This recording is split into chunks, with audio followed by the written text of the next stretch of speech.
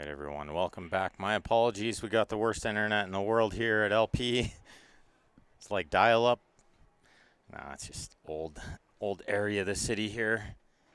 We don't have the fiber optic lines in yet, and I've gone to war with TELUS before when I worked here, and I got nowhere. Got a discounted bill, but I'm sorry, guys. We're back live. Hopefully, knock on wood, internet will just level out like it did last time, and we'll be good to go, back to normal. Make sure you guys share that stream again for me. Didn't miss anything, thankfully. Looks like still a little safety battle going on here after the cut break from Erik.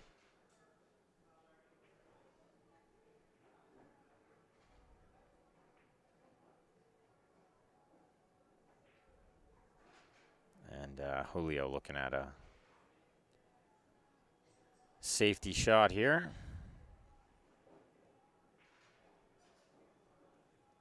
Gonna hide behind the 9, believe, while banking the 7 down table safe as well.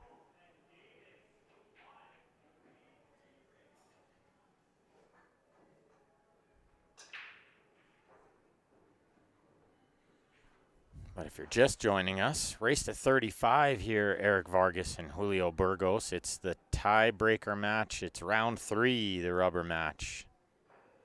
Erik winning the first match, Julio winning the second match. They couldn't let it end there. They got to figure out who's the better one.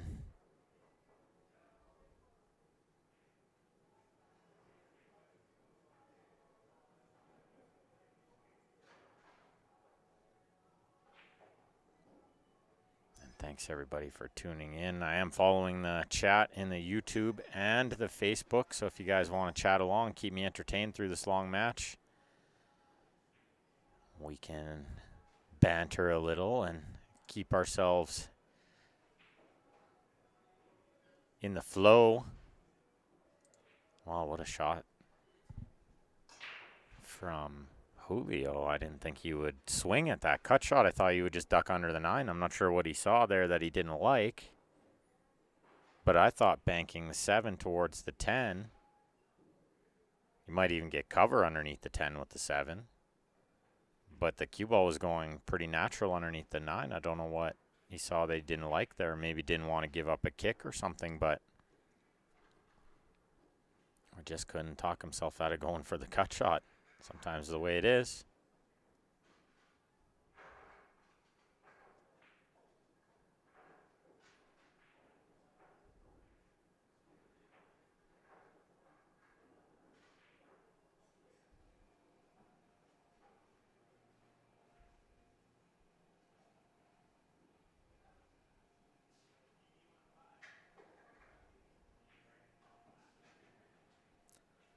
Okay, good shot from Erik there. A little short side on this 9.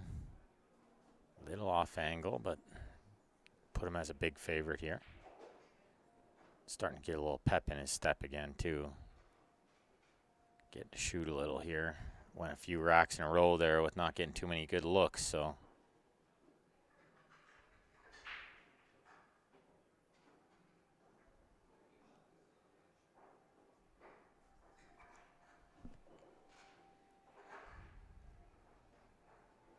I like that he just stunned it in, went over to the side rail there. He didn't try to go crazy and get closer to the 10. Didn't need to. You see, he'd love to be a little further off the rail, but this is just fine.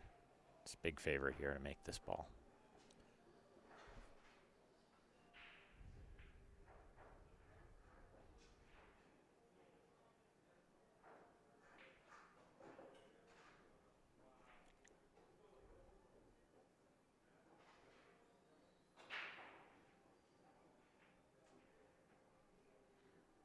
Gotta bear down here, keep the head still, I find is a big key on these ones, and really any shot, but keeping the head still, ever important.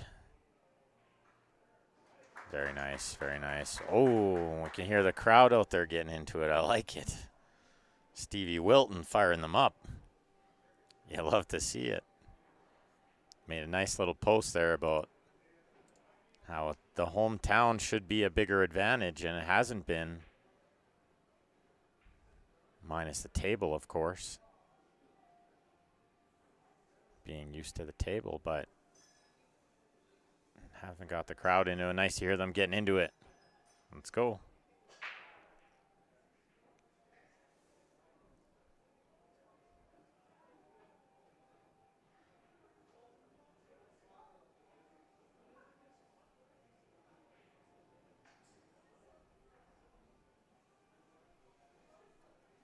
Got to figure out this break, though. You saw him go to the cut break. I hope he gave up on that, and it looks like he did because it didn't seem to work.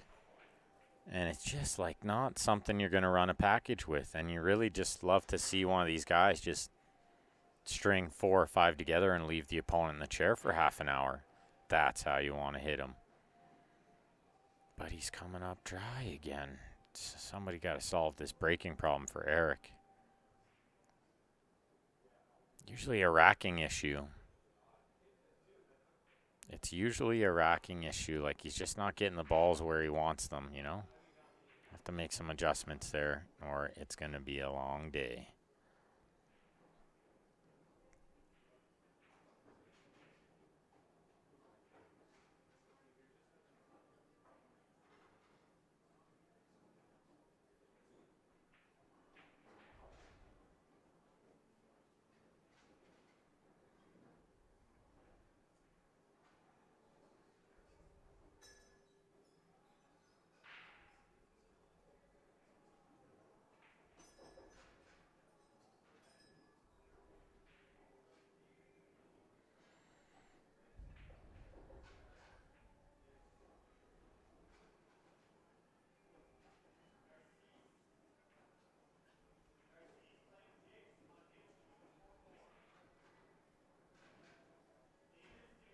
It's going to be all about this 8 ball, obviously.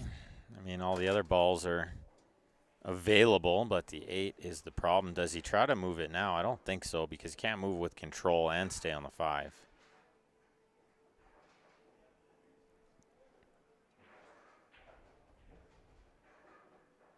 For those asking, I just had a question sent to me. We are releasing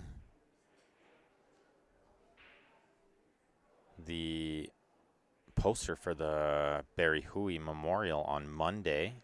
Look for Larry's post there. You guys want to get entered in on that.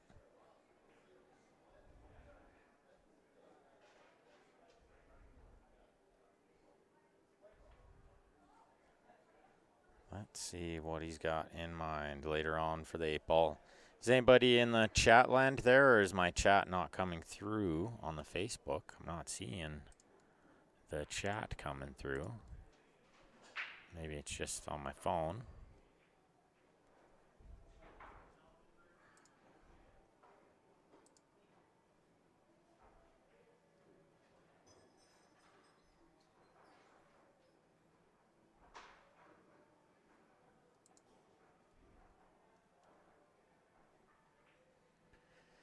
The set count, Michael Barroso wants to know. On the YouTube, it's 1-1 in sets. Farhat, just relax. Just making sure. That internet issue, you know, that'll spook a guy. Look at this. Has he landed perfect to move the 8? I think he has. How good is this shot? Can he drive this cue ball forward and move the 8? Man, he would just bank the 8 if it was a hanger, right? Line up the safety. You can just stun over and play the safety. That's probably the higher percentage than moving it. But he's shown he likes playing aggressive game, so, you know, he's ripped out a couple bank shots I thought he would pass up. So if he could break this out, you think he would probably try to break it out. Maybe he just doesn't have the angle to do it.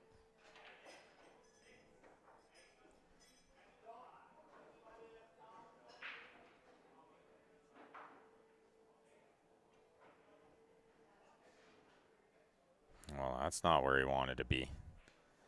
That's not the one, because now the safety's very tough, very, very delicate. He might be forced into trying the 8-10 combo, to be honest, because it's very, very tough to hold the cue ball safe here, unless he just edges the 8. If he can just edge the 8, that might be the right shot. He'd rather just be banking the 8 out and freezing on the 10, but I don't think he has that now, so he needs to just edge the 8, just thin, try to get the cue ball near where he's pointing.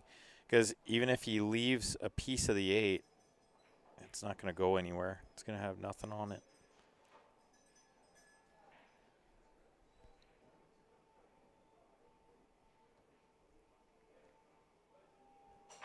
Yeah, that's why he wants to get the cue ball close to the rail, because he knows that he's going to leave a piece of the 8.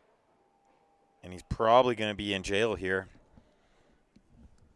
I think Erik's got enough to control this one and freeze him up on the 10. Bank the 8 away a little bit. Touchy one, though. Oh, good control here.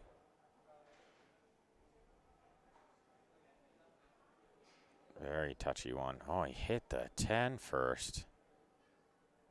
Oh, you'd have to think it rolled out. But he looked like he stroked it a little funny, to be honest. It didn't look that smooth. It looked like he mishit it a little with the drag stroke, right? In my opinion. Julio going to run to the washroom quick.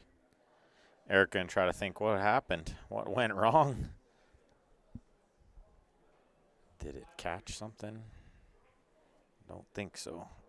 This looked like the delivery off the cue didn't look that clean, but it can easily roll out a little. Going that distance that slow.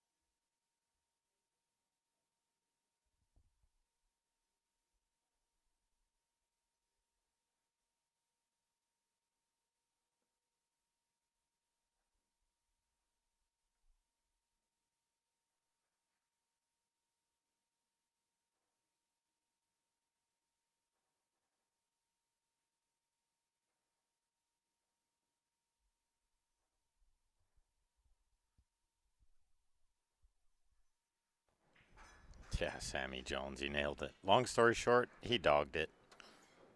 Whether it rolled out or not, just mishit it. And you're welcome, Michael Burgos.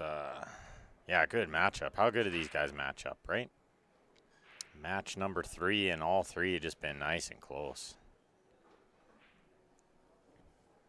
Getting a good crowd out there, too. As you could see, there was quite a few people gathered around watching the match, cheering these guys on. Julio spearing that one in for 11-10. Giving Erik all he can handle. Shout out to my pal Nick with Nick's Cue Innovation. Nick Manuel. Pretty handy with a lathe, but he's a super shooter too, that boy. Can hold a cue.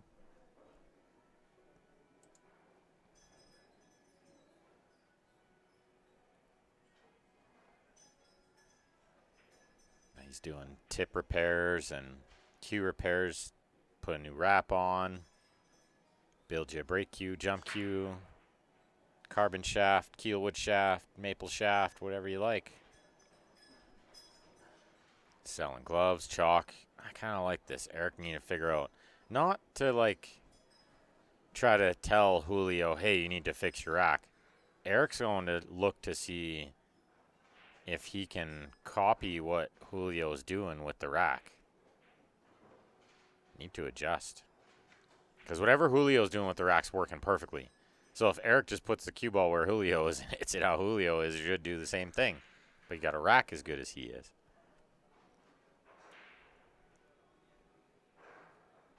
Okay, he missed the side balls that time. Might be the first time we see him miss the side balls, but the 6 is going to save him here. 6 ball to the rescue. Shouldn't use that back door there. It's just too much light coming through there.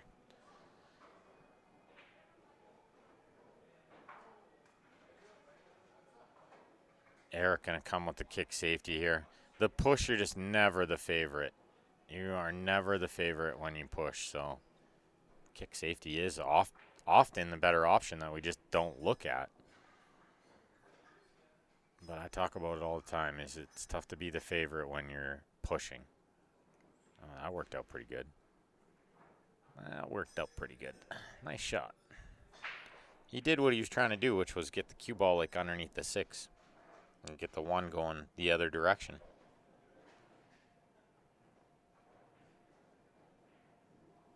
And yeah, Monk Julio won the last time they played. Erik won the first set, Julio the second set. This is the third matchup, round 3.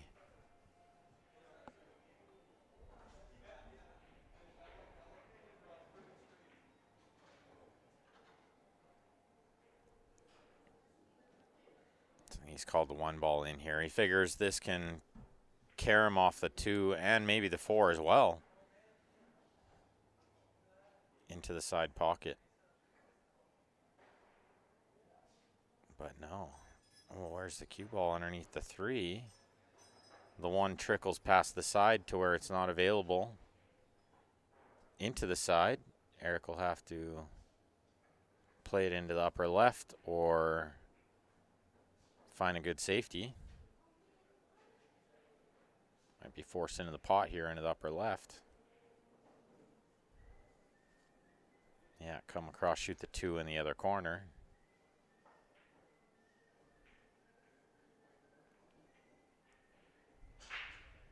You can't always be shooting like super high percentage shots, 95%ers.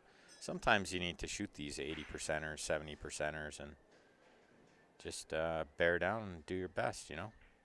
Can't make them all the time. But we all like to think under pressure, that's when I'm going to clutch it.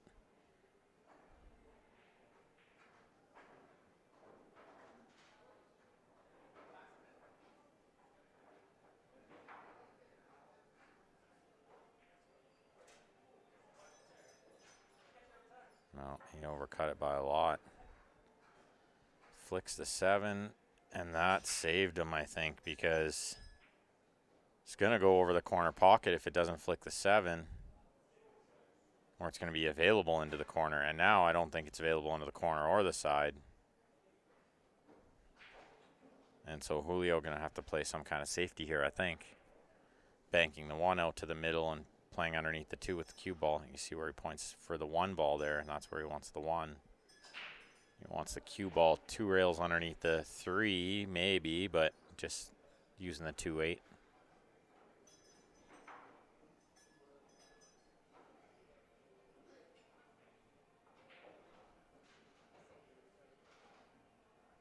Looks good to me. Yeah, right on top of the 9 is good, unless he wired the 9. Where Erik could kick at it, but I think, yeah, he's going for the jump cue. He's going to call the 4. You can see a little the next cue in action here.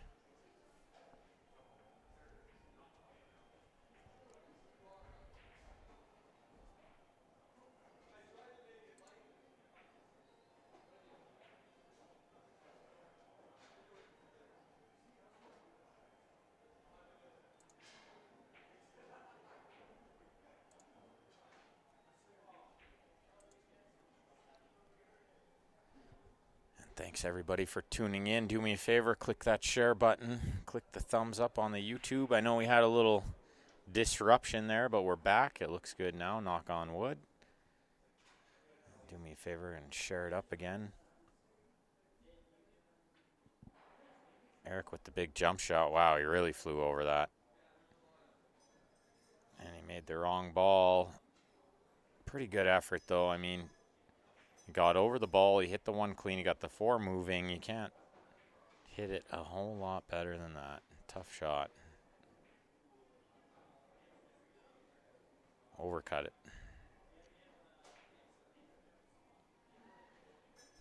Looks pretty good for Julio here to get it to 11 all. Not much in the way. And the hat goes on backwards. Look out.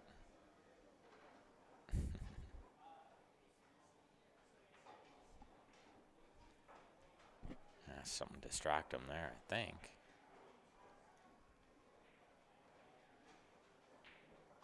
See that a couple times. He hits those balls. He just overcut it just a little bit. Still finding a way into the pocket. Nicely stunned by the 5. Keeps an angle on the 3. Probably goes between the 8, 9 here with the cue ball. Nice to probably try to get past the 8 just to make sure don't end up behind it. Oh, he goes around for the 4 on the side.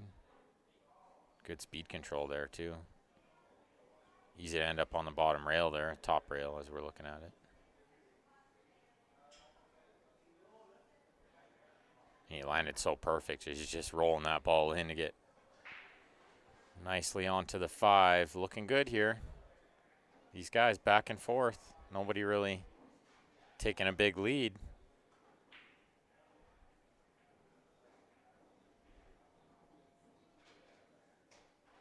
Using an extra rail there to get out to middle table. Nice angle on the 7 here too.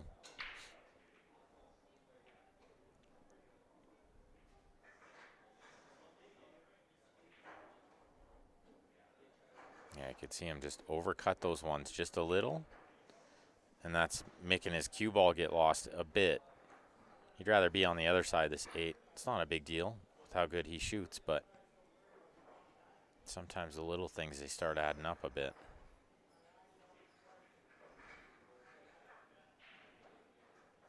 Flirting with that side pocket a bit. That's maybe a little closer than he thought he might be.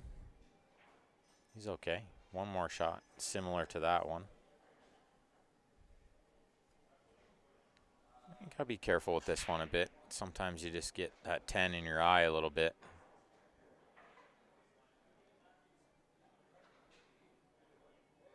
Didn't flirt with the side pocket as much that time. He's landed perfect on the 10. Nice little out from Julio.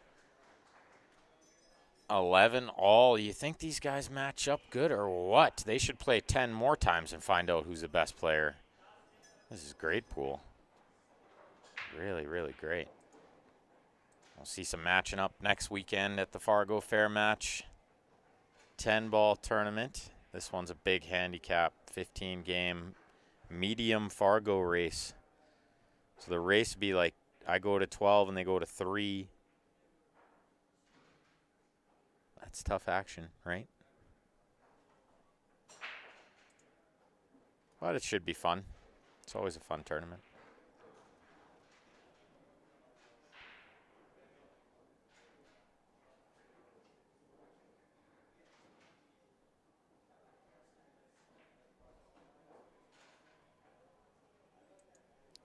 Buck says he's been racing against his little brother all weekend. Scores 55-53, trying to get to 100.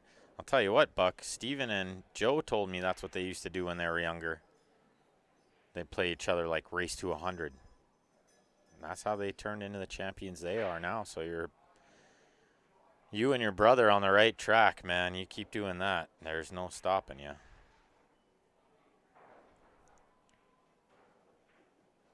But I did put out a post yesterday, and I think this is where my game changed quite a bit in the last 2.5, 3 years, is the work I started doing off of the table. I think the work on the table is only half of the job. And I think the work off of the table is going to make you a much better player too, when it comes to just trying to eat a little better and just, you don't have to run. I know I posted a run 5K. Martin, who's in the chat there, my guy Martin, likes to run too. He ran 6.5K yesterday. Mike Robinson ran a half marathon before he beat me in the Sunday 9-ball tournament last weekend. These guys like to run. It's very addicting. You don't have to do that. You can just walk. If you just go for a walk every morning, they say it's very healthy because that's the time when your body burns the most off, is first thing in the morning. And it's really good for you, like, just going to make you feel better. And then just getting in the sunshine, I think just running out in the sun was like nice vitamin D, and the brain just feels better after that, you know? And the gym time, of course, but you don't want to go too hard on the weights. They say lifting weights no good for a pool player, but I think just light weights is okay, just because it's going to just help you stretch. But you don't want to be like tight. You don't want to have tight muscles when you're trying to play pool. And you don't want to be too jacked because it actually does get in the way of your stroke. And no, Martin, you're not getting 12-3. You probably get 9-6. You probably get 9-6, pal.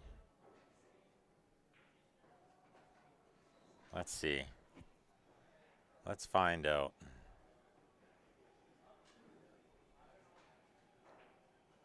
You get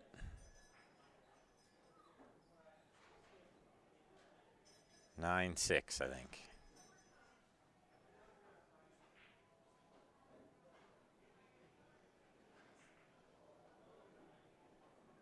Nine six is what you get, Martin. And you'll be happy with that. That's plenty. You don't even need that. All right, Erik looking good here after the dry break from Julio. See, the table maybe not breaking so well now. Julio went from making 4 balls to making none.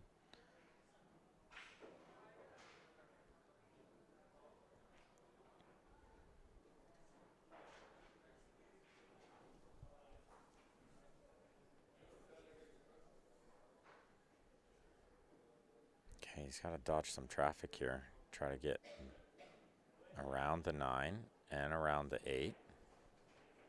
I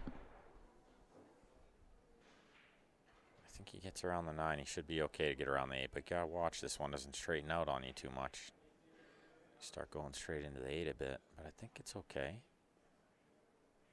Yeah, he's perfect. It's a good shot, good speed control.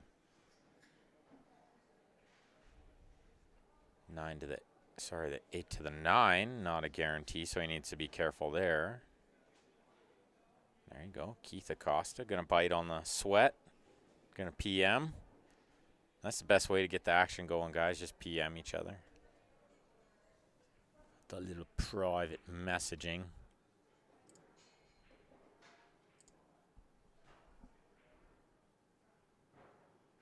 You can see Erik's got that style where sometimes he likes to aim kind of at the bottom of the ball, and then at the last second he's going to lift his tip up and hit it with top. That's one I could just never get into. I'm just going to aim where I'm going to hit the ball. He's going to stun this one over between the side pocket and the 9.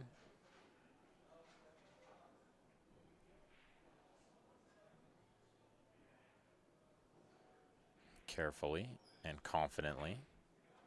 You have to be brave to do that. Yeah, the red shirt, he's out for blood. It's the Sunday red, man. It's the champion's red. He's looking good today. A few mistakes from both of them, but nothing crazy yet. Nothing where we're like gasping. No like crazy missed 10 balls or 8 balls or anything like that, right? They're both looking pretty good out there. It's been a good match so far. You guys are enjoying it. Do them and do me a favor. And click the share button. Do all your pool friends a favor because that's going to help them find the match too.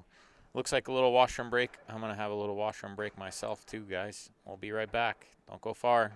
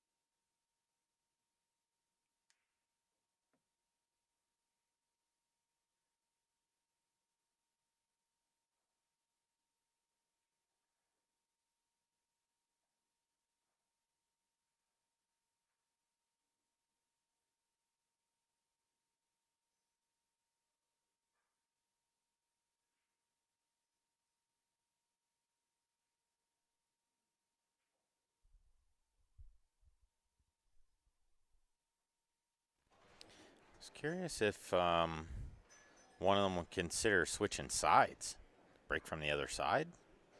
I don't know if that would be a big factor. Like, they would know better with how the balls are resting in the rack. Oh, that was a good kiss on the 8 there he got. Nice kiss on the 8. Held the cue ball for the 1 down there. He's got a good look here. I think the 2 goes cleanly in the upper right.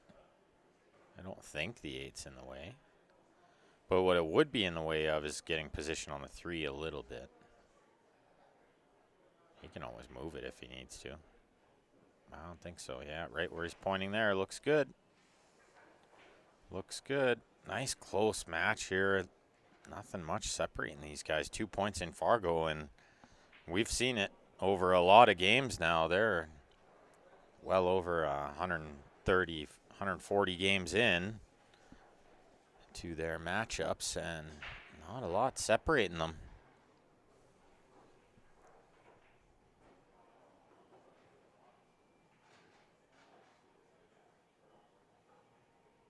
Oh, he's lost this one. He's lost it. It's gone way far. I don't think the pot on the 2 is on anymore. Let's see his reaction. It's definitely a safety coming up. He's going to try to bank the 2 there and get the cue ball safe long so that if he doesn't get it hidden behind the 4, he's not going to leave anything. He's going to be like 8 feet away or something.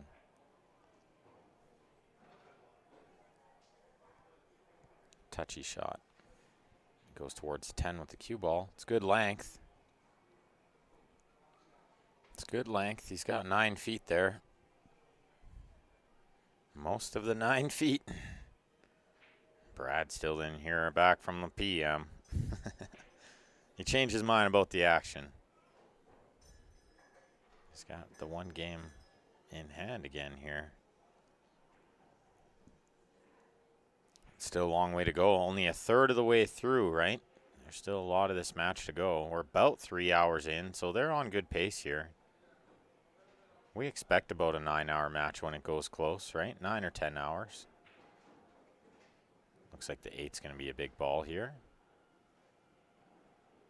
It's a nice shot from Julio because even if he doesn't get covered behind the 8, he's left it exactly side to side, and both balls close to the rails, good. Erik would love to be able to see the edge of this, you know. But sometimes when it's really close like that, you're better off just trying to, you know, kick at it or something. But kicking here isn't easy either. The 4 kind of plays big, so you need to use some spin or something. It's not guaranteed. Pretty convinced he can edge it. Tough with the cue ball on the rail. You don't want to play any side spin here. You gotta play 0 side spin. It's gonna deflect. That's a good shot. It's gonna sell out though. It's gonna creep out. And a big mistake there on the 1 ball. Really, he overran the 1 by quite a bit. Cut the 1 in maybe a little thin to the pocket. Julio just jacks him, pumps the 2 in at break speed. Wow. Good shot there. Made that look easier than it was. Not going to try to do too much to get to the 4, and I like that for his style of play. I mean, super accurate potter. He doesn't need to go crazy playing position. Can make the balls from far away. But he got perfect here. It's a good shot.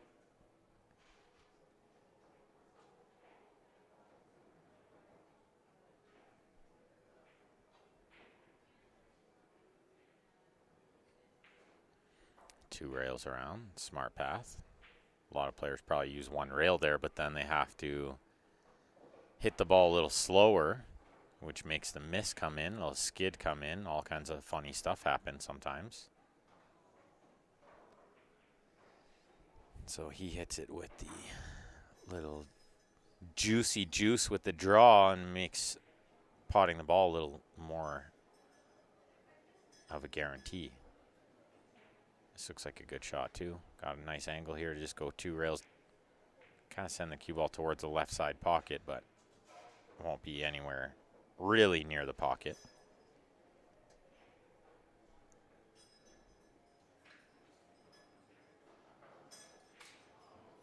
He missed the ball. That's a big miss. That's a big miss. I think he was coming around for shape in the side pocket, which surprises me. He crashed into it. That surprises me because the line to just go soft 2 rails was pretty good there, I thought.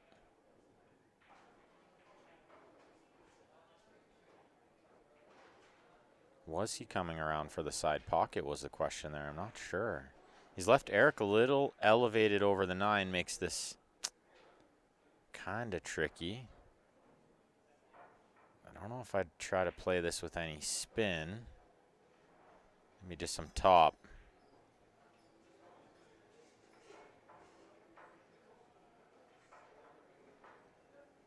No, he played it with the outside. Needs to slow down. It's not going to. That's going to go well past. To the point where he could cut this in the side pocket. But it's really thin.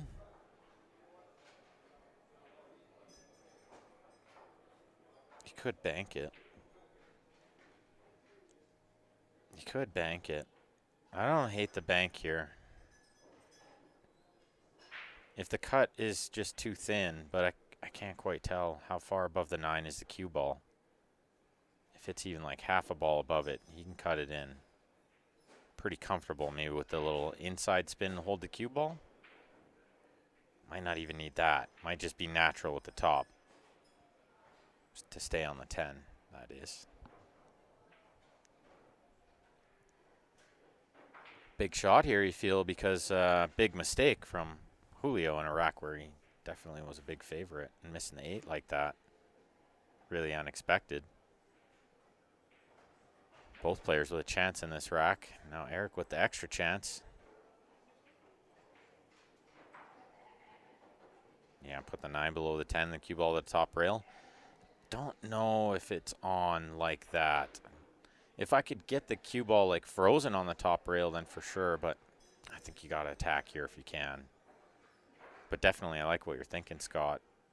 Often it is okay to just put the pressure on your opponent, because the last thing you want to do is this. Try to slow roll it in there and just leave it out to dry over the side for your opponent to just roll in there. Mistake came on the ball before. I was surprised to see him come across the line with the outside spin on the ball before, too. I kind of thought maybe the flick of inside spin might have been the better choice. He would know better how the table's rolling right now, you know. I'm not out there. It's always easier from back here. It was jacked up over the ball is what made it so hard. Back and forth they go.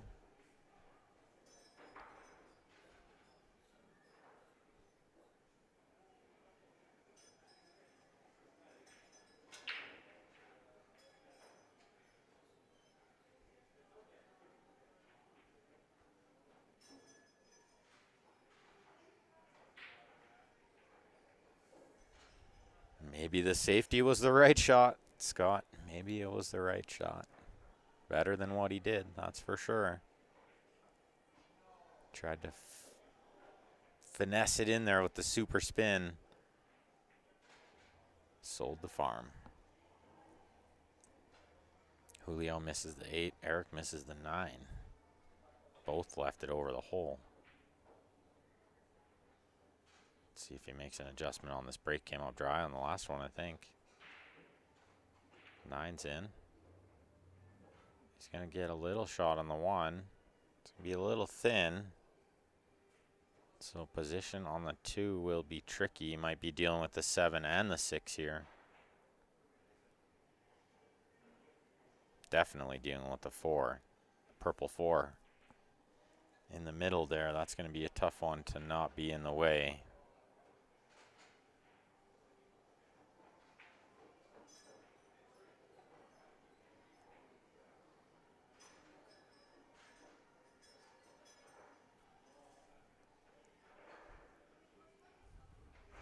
12 all. What a match. What a match. These guys only 2 points difference in Fargo and really showing. And I hear this all the time. Well, Fargo, it's just a number. It's just this. It's just that. And I agree with that in a lot of ways. I think people get too caught up in the number a lot of times. But let me tell you what, it is pretty accurate a lot at this level especially.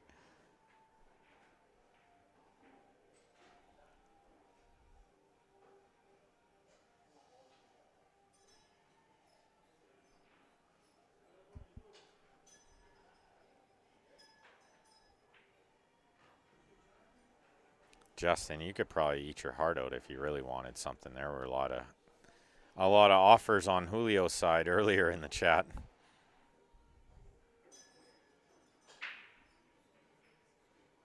So he cuts it around. He's coming around off 1, 2, 3, 4 to the 5th rail in the middle of nowhere. Does it go in the side pocket between the 8-3? Maybe it does.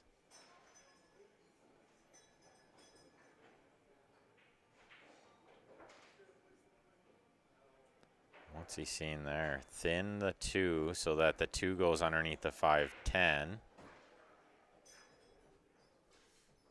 And send the cue ball 1, 2, or 3 rails underneath the 6. I don't hate that.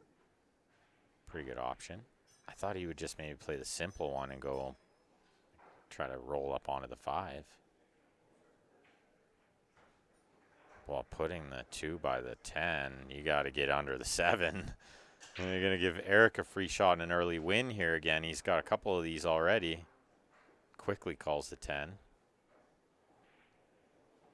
This might be one we see him play with a lot of two-way, though. I think it lays pretty natural to play with a lot of two-way by sending the cue ball kind of back up table. So I think he'll hit it with some control here.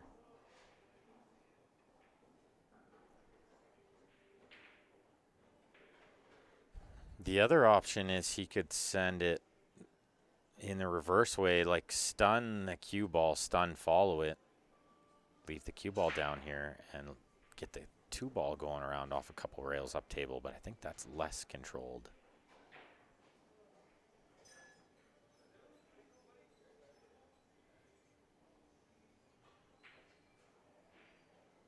He fires it. He fires it. How many of those has he got where he's just pumped it? Pumped the combo. Nice shot. I thought he would roll that cue ball up table, and he just kind of went all in on that one. That's a nice shot. Got to be confident there, and it's nice to show the confidence there. It can, you know, do something to your opponent sometimes. Julio can recognize that that was a moment. Shout out to Lackno Billiards, Pro Shop, my guy Tony Haynes out of Lethbridge. He's a diamond dealer, you guys. Check him out.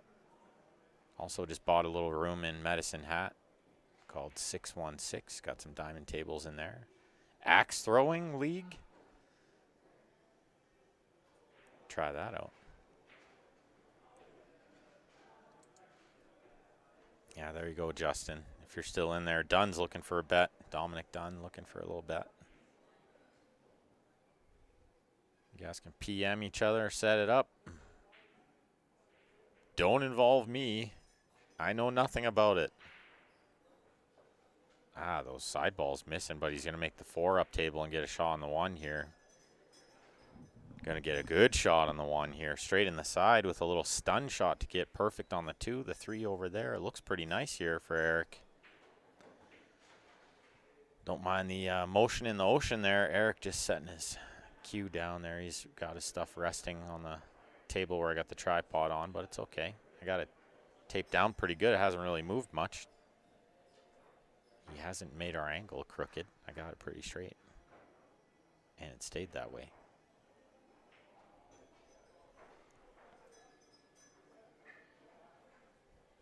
Yeah, there you go, Dom. It's a Canada stream with a Canada player. Anybody from Canada want to Canada it up?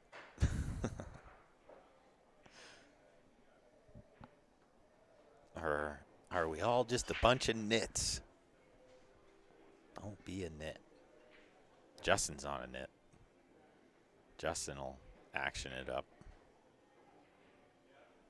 And if he didn't get slowed down by having a kid, Justin might be here playing this match instead of Erik.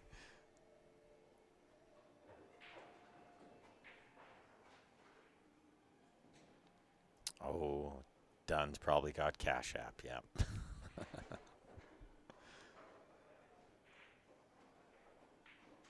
Yeah, just PM him. I know Justin, Dominic, he's good.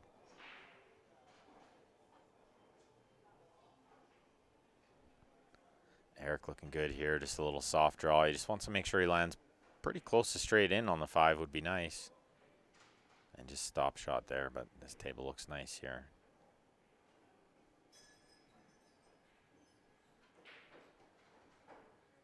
Yeah, he can be a little on the wrong side of town here is okay too, like this, and just draw to the side railing out. He's pretty good at this shot.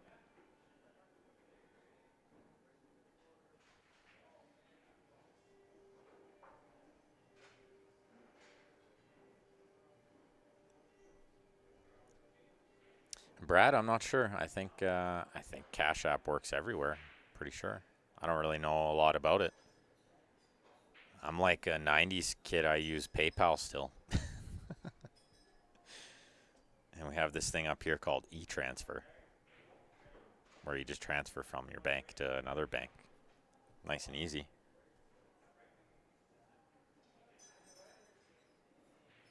But I don't partake in any of that stuff, so I don't know what you guys are talking about.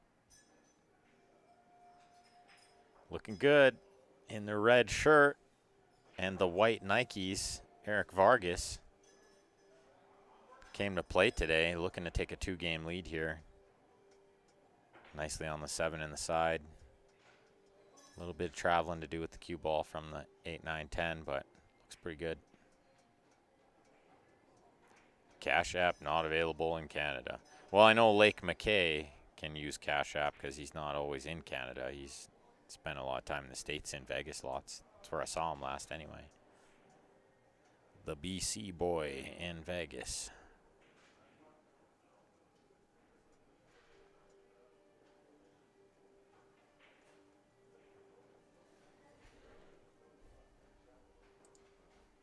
All's quiet in the YouTube chat.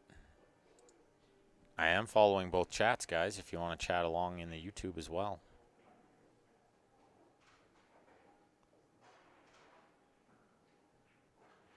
But I know, like, when I'm at home watching pool, it's on my TV on YouTube, and I'm not chatting.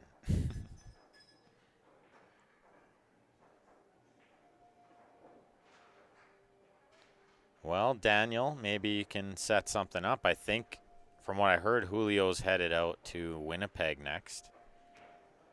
And maybe he wants to go to Ontario after that. Oof, a little close to the side pocket there, Erik. Flirting with disaster. But he's okay. But yeah, Daniel, you're right. We had Stu out here last year, and what a competitor. He's a super player, and I've known Stu for years. Super nice guy, too. Like, real good kid. Shouldn't call him a kid because he's old now, like me, but older. He's got a kid of his own now, so that might slow him down a little bit. What a talent. The babyface assassin, Stu McTaggart. Nice out. Erik Vargas, crowd getting in it out there. If you guys are in the area, come check it out. Come cheer on the hometown boy here. Show him some support. Goes a long way, let me tell you. When I've been in matches, not this big, but even just a big tournament match where I can feel the hometown crowd like really wants me to win, what a difference the energy makes. It makes a world of difference. Makes you play like way harder. It's nice. It's a nice feeling. It's a hometown advantage, a nice little thing to have, you know, home field.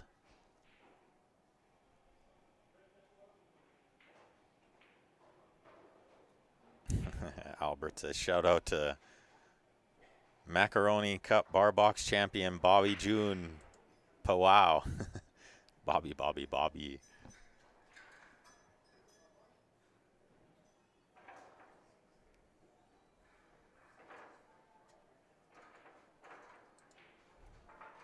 right, Erik to break. See what he's got. They got to figure this one out. They want to get moving here. If somebody wants to make a move, they got to figure out the break. Is it going to be Erik? Now would be a nice time to do it with a little 2-game lead. Yeah, Aaron. If there's one thing that we know for sure about Erik, big heart, big giant heart. In more ways than one, too. Like, big heart on the pool table. But he's got a big heart as a human being, too.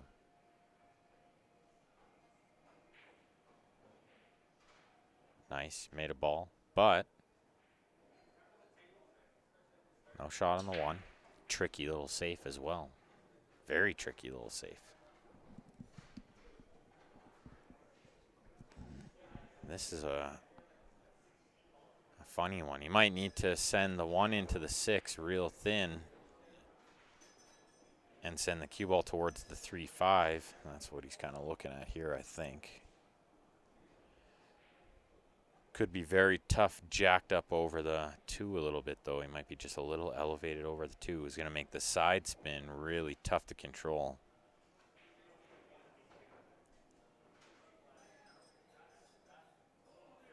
Does he try to bank the 1 down table and keep the cue ball on the 6? Sending the 1 towards the 3. Double kisses on there, so I don't really like that.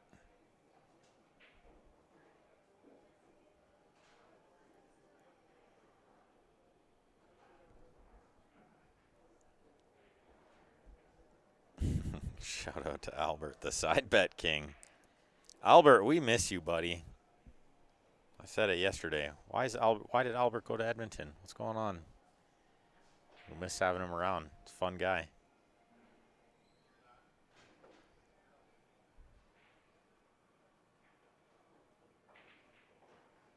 Oh, Brad, how spoiled are you? Brad going to Da Nang Open next week, then the Hanoi Open, followed by the Reyes Cup. What a time to be alive. What a time to be alive. This is a nice shot from Julio. And a smart shot from Erik. I mean, sometimes you get stubborn. You can see the 1 doesn't mean you need to shoot at it. You can play a push still.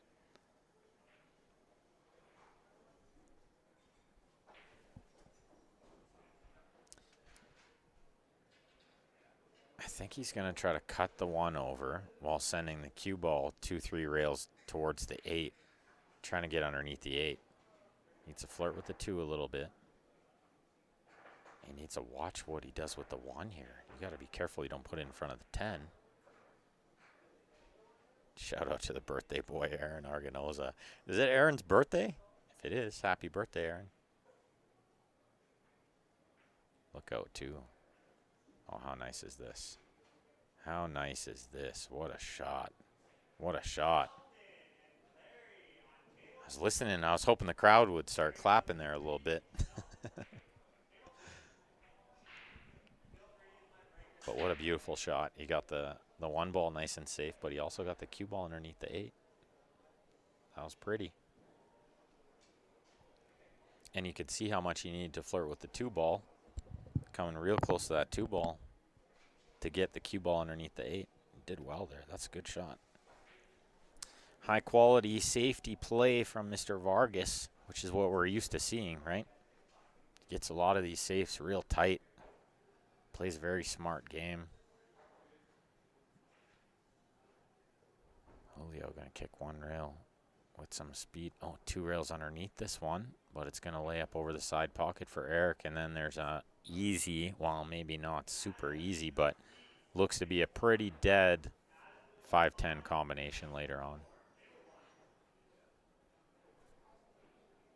And with the 4 up table, you think he probably gets where he needs to be on the 5-10 combo.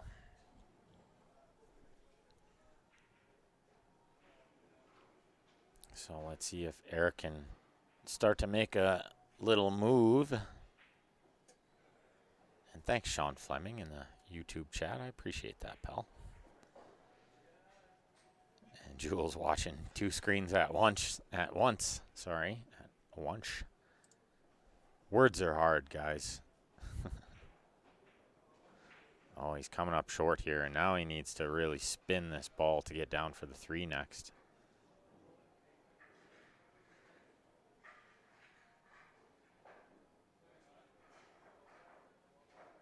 This requires a lot of left spin and a very thin cut. We saw Julio play a similar shot earlier when he was close to the 8 ball on the rail, and he spun it down table off 2 or 3 rails.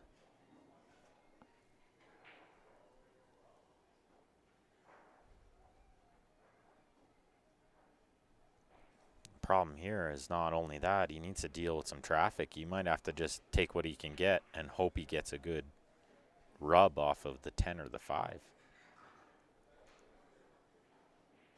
Could think about a safety here. There's no easy one though.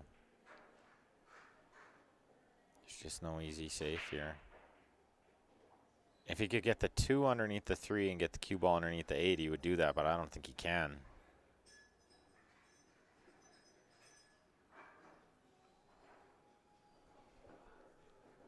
Bit of a mistake on the 1 ball. Let's see if he can make a recovery shot here.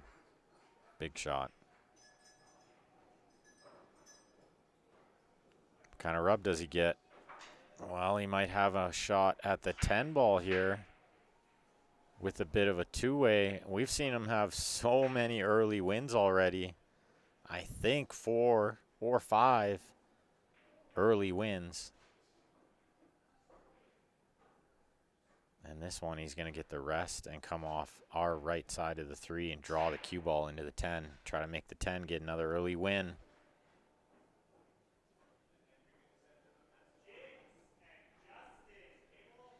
And you can see he wants to go a little rail first with the cue ball into the 10. It just makes for a bigger ball, a bigger target on the 10 ball coming off the rail.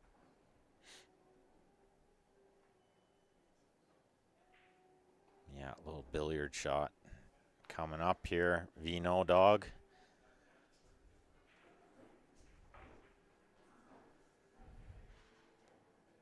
A scramble egg shot by Willie Lopez. That's right, Albert. Oh, he hit it sweet. And the crowd loves it. And that's the first 3-game lead, I believe. Unless it was 6-3, but I don't think so. I think that's the first 3-game lead we've seen from either player. Erik looking to take a little control of this match.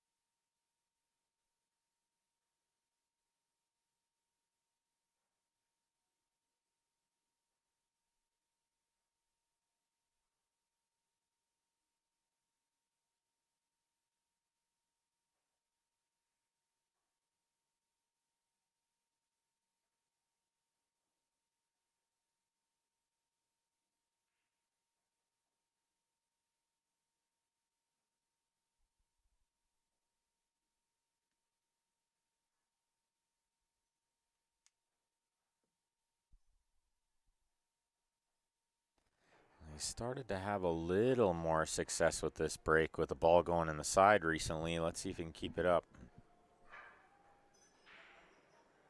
No, he mishit that one by quite a bit. Is something going to kiss the 9 and it's not. And the 1's going to be a hanger. At first glance, you would think maybe the 4-5 is a problem, but I think the 4-9 is pretty easy, like coming off the side of the 4 to make the 9. But sometimes Julio does things like this, where he gets down and he just fires right away without really realizing that he could be jacked up over the 6, unless he realized that. But like he really just went for it right away, you know? Landed pretty good.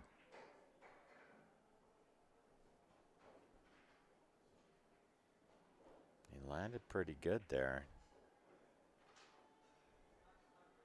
and here. And we'll see what he does with the 4 when he makes this 9 ball.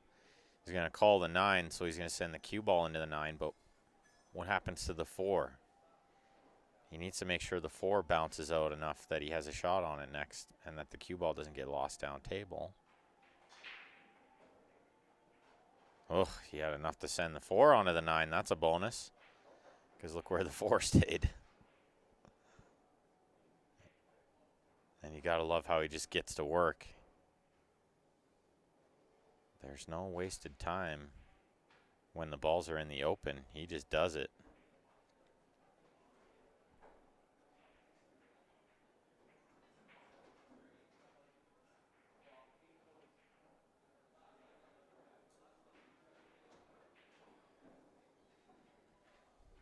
Looks good to come around and play the 8 in the same pocket, I think. That's what he's going to do. And then the 10 looks okay in the side, yeah. Should be 15-13 here with Julio breaking.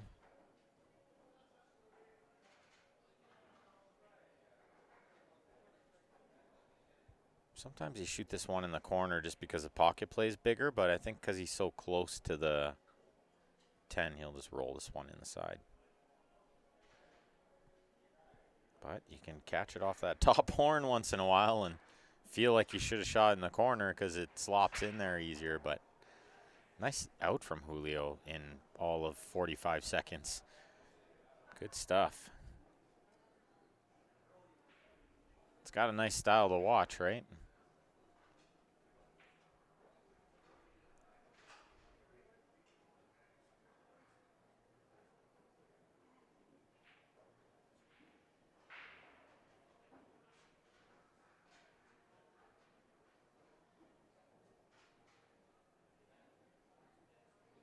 If you guys are in the area, come check it out live. The atmosphere here is great. Lots of different characters around, all watching the match, and there's a little tournament going on the bar box, 8-ball tournament. Good players in that. There's some superstars in that. I was out there looking. We got like Russ Whittle out there and some real good ones. The 6-ball is going to go in. Cue ball is going to get kissed around a little bit, and he looks to be okay on the 1. Definitely a makeable shot on the 1. Can he avoid some kisses with the lots of left spin? Tricky from the 2 to the 3 as well. Easy to land straight in on the 2. See how much angle he has on the 1 as well. Looks like lots. Oh, he's drawing it all the way around. He's going to get a kiss off the 5.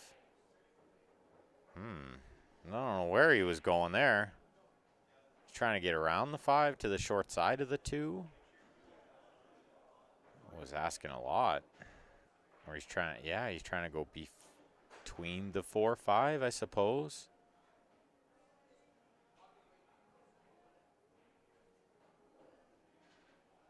To get to the short side of the 2. He didn't have a lot. I will say that. There wasn't a lot to be had getting from the 1 to the 2. Now he needs to find a good safety, and he does have a couple of options here. I think he just banks the 2 underneath the 8 and try to hold the cue ball kind of by the 4.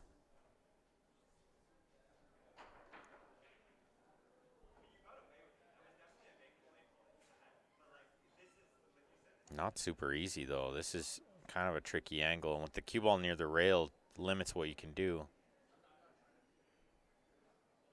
So he's going to 2-rail it underneath some stuff. That's good control. Wow, right onto the 8. Beautiful shot. Beautiful little shot with the follow through and the touch of inside. How good did he hit that?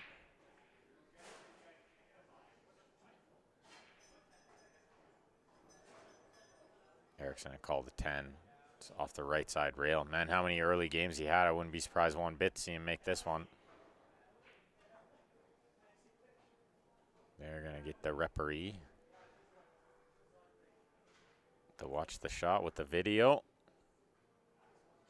Probably need to stand like in a different spot because Erik's going to be standing right near him.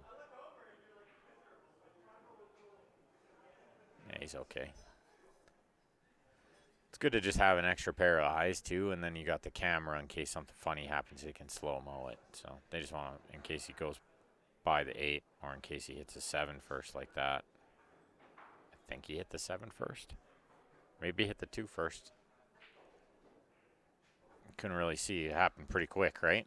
That's why it's nice to have the extra set of eyes because often it's hard to see what happened.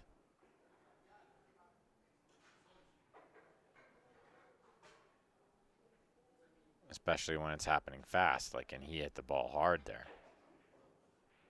Okay, yeah, he did just flick the 2 first. Those guys could see it better. They're way closer to it, too, and Julio didn't hesitate one bit. So he needs to shoot the 2 in the corner. He's going to play the 3 in the same corner. He's going to play the 2 in the side and spin around, and that's okay. That's okay. A little easier on the pot that way, I suppose. Don't have to worry about, you know, you can rattle it up in the corner there. And he might just not, you know, he doesn't want to be straight in on the 3, and he might have been straight in on the 3 if he shot the 2 in the corner, but he's got perfect angle here. And he's going to have perfect angle on the 5 as well. Looks like he's going to get this back to within 1. And we can see how important the break is. When a player finds the break, they can really hold the momentum for a few racks in a row, but then it just seems to let them down. So it's never been like a big stretch at a time, and you'd expect at this level these guys might go on big stretches like 6-7 games at a time winning. You know, with running out like 3-4, playing a good safe, run 3, right? But we haven't seen that yet. We have not seen that. We've just seen a couple of small stretches and no packages. So we'll see if Julio can be the one to figure out the break. 15, 14. If you guys are just tuning in, these guys are racing to 35. We got lots of match left, but do me a favor, click that share button. It's going to be great. They're playing really, really great pool here at Leather Pocket Billiards in Calgary, Alberta, Canada. Come check it out in person if you're in the area. Lots of seats around to watch. Full bar, full kitchen. Really great staff. The staff here is really great. The food's nice. Cold drinks. Good friends. What more do you need? Oh, a great pool match to watch. That's right.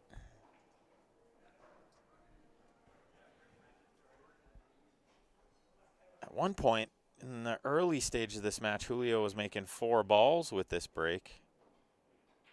And you can see the ones that want to go in, right? That's a good hit. He's going to get a good look here.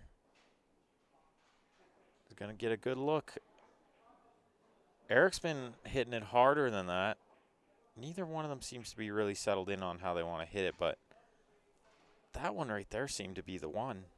That seems to be the winner, you know? Just kind of like on the medium pace, like he didn't really overpower that one.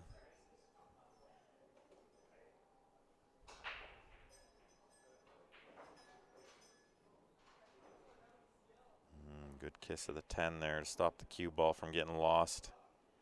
Does 4 go on the side next? That'd be handy if it did. Guess he could more or less just play a stop shot right there. Maybe a soft follow, but wouldn't have to move the cue ball too far. Is always nice. Yeah, soft follow. Keep minimal cue ball movement. Don't think he's going into the 10. I think he's rolling past the 10 here, so he got perfect where he needed to get to the 5 next. It's all there.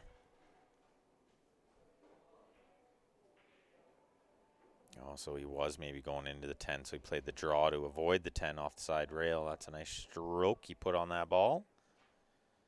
Kid knows how to stroke him, right? Does anybody know how old he is? Anyone in the chat know how old Julio is? Curious. I've had that question lots. I forgot to ask him. Look out. Look outside pocket. Wow. Wow, that's a big mistake to even come that close to it. Coming across the line. He had to flirt with it a little bit, but maybe not the horn. A little bit on the wrong side here. Maybe not as much angle as he'd love. He's going to draw off the side rail, back out to middle. Looks good. That'll get the job done.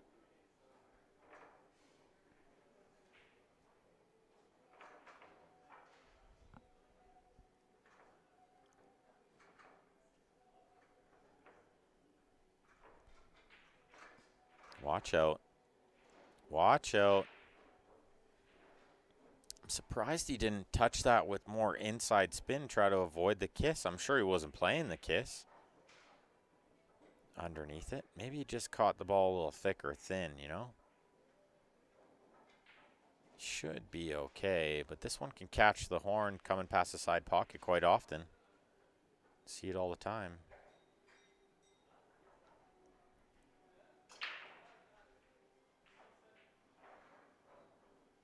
It's one of those shots you just tell yourself, you beat that side horn, you should be fine. But you do have to kind of keep it on the rail a bit, right?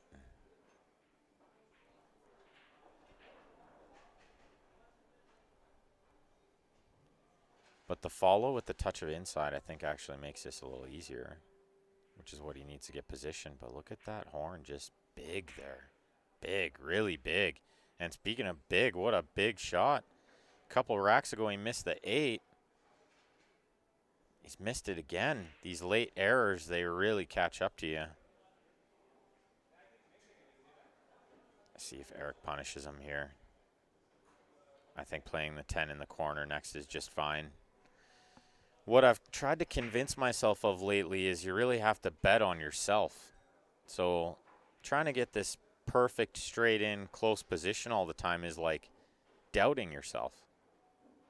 In my opinion, that's how it can feel. Is like, I need to be close and to the side pocket and dead straight in. And well, why not just be here? Because I'm a really great player. And this is like my, you know, bread and butter. Like, should be able to make this no problem. Got distracted by something there, and then Julio just gave him the ball, which is fine. I think I saw somebody walking up there, and I think Erik just caught their line, so he just stood up. They're just going to take a quick break. I'm just going to go grab a little snack. I'll be right back, guys. Don't go far. Lots of great pool to come.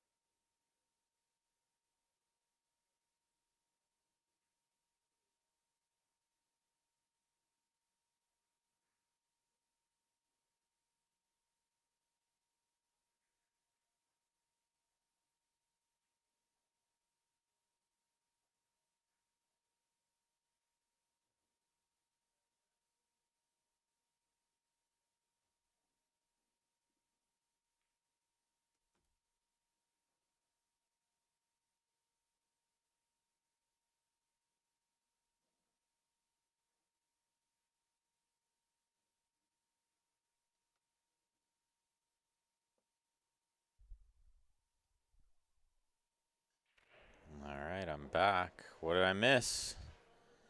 What did I miss? Hopefully not too much. Not the score. I saw that. They got the score there on the scorecard, so I can check it. It is 16-14. Okay, Vargas going to kick this one towards the top left. Try to get the cue ball safe. Watch this. Oh, he catches it thin. But this is tricky. Does this go by the 5 and keep the cue ball clean out of the side pocket and shape the 4? There's a lot of stuff going on there, right? Might not be so easy from here. After a little miss from Erik.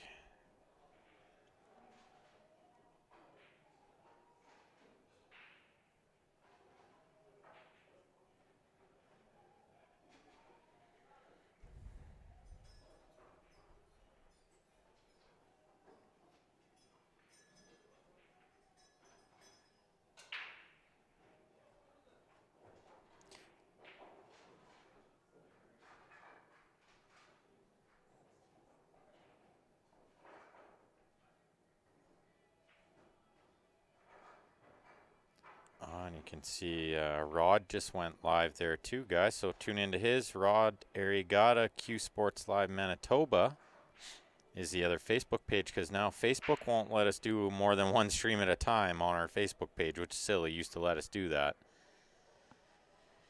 But they're always changing stuff, so check him out. And he's got a YouTube channel. He's got an open 10-ball tournament with a $100 entry and an 89er tournament with a $40 entry. So check him out. You can see he shared the stream there. It's my good buddy. I haven't seen him for a while. I'm loving that. Lee and we are playing. They are playing at Leather Pocket Billiards in Calgary, Alberta, Canada. If you're ever down this way, definitely worth stopping in to check out. 10 diamond 9-foot tables and 8 7-foot diamond tables. A couple of bar box valleys, but full kitchen, bar, some good pool hall food and cold drinks, and always some action going on and some tournaments, and nice little room to come check out. Tables are super, super clean thanks to my brother from another mother, Benny Francisco. Cleans them every day. They get vacuumed twice, brushed, and wiped with the wet cloth. They're super, super clean. You can see him thinking about this one for a while. This is super tricky. Gito said, anybody got a poison cue for sale? Yeah.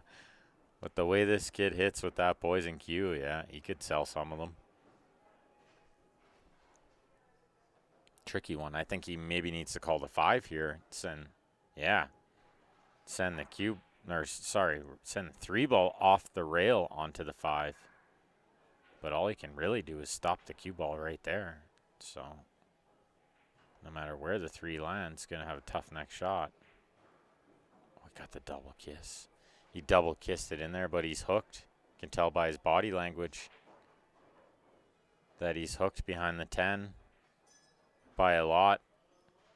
He played that shot beautifully to double kiss that in. That was a really nice shot.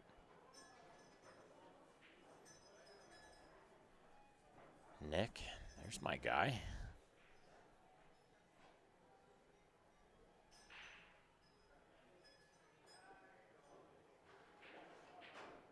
You guys need Peg Lion Chalk. He's the guy to go to. Nick's got the ins on the Peg Lion Chalk, which in my personal opinion is the best stuff out there right now. I love it.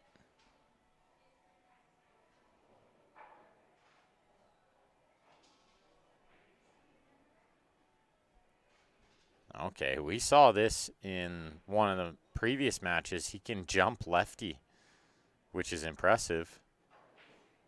I can't even hold my bridge hand properly. There's no way I can't even really contemplate how you would do that. I'm trying to do it right now. How do you I just like felt my shoulder pop. Watch this. He's good at this. I saw him get over the ball before.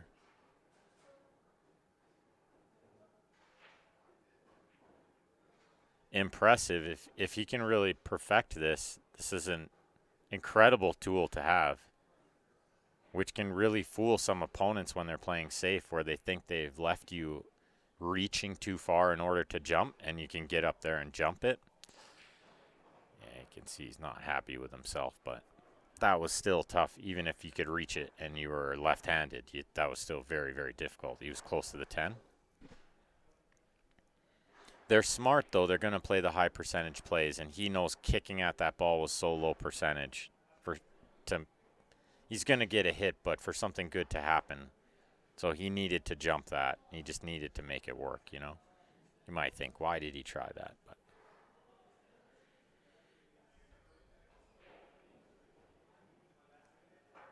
Jito, way better than Master. Yeah, I hope you're joking. But yeah, definitely the Peggy Lion chalk, way better than Master's chalk. Yeah, way, way better. The Town's really, really great. Town made really, really great chalk. And I think the Peggy Lion got it just a little bit better. They say there was one more ingredient in it. So it's like the Town chalk with one extra ingredient. But yeah, it plays awesome. And the square is great. I mean, the cube instead of the circle. So and when you drop it, it doesn't roll across the room or through the table and get lost.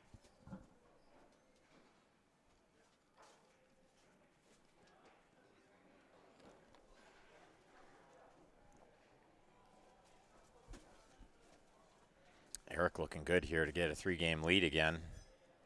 Hasn't really been running away with this one yet, but you would think he's going to gain some momentum at some point. Got to be careful if you're Julio.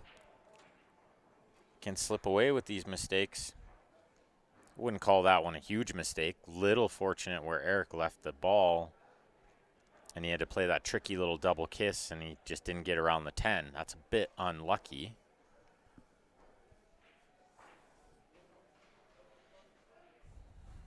Erik's still got to take advantage here, and look what he's done. Oh, wow. Big, giant mistake there from Erik, and he's not happy. And he's conceded the balls. Wow, that's a huge mistake.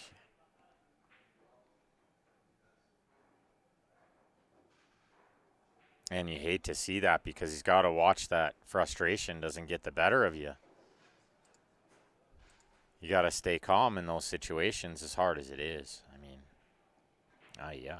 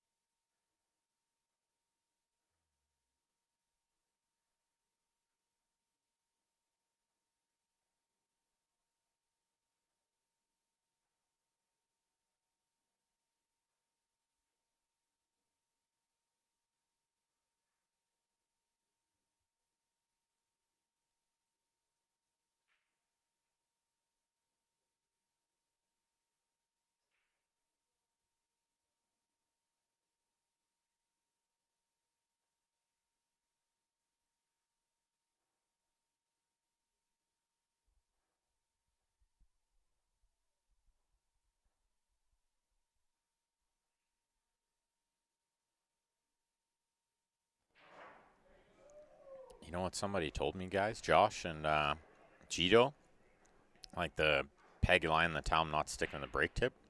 You can scuff your brake tip a little bit. Scuff it just a little bit, and then the Town sticks to it.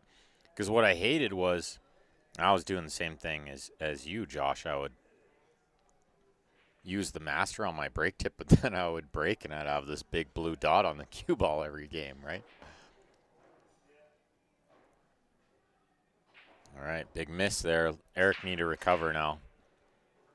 This is the time where you got to just stay calm. That big miss there, or the scratch, really, it's not a miss. It's a big mistake, though, in the last rack. That can really stick with you for a while. And you got to be careful that you don't let it affect the rest of the match or the next couple of games or even this shot. Yeah, I'm interested to try the new chalk too, pal.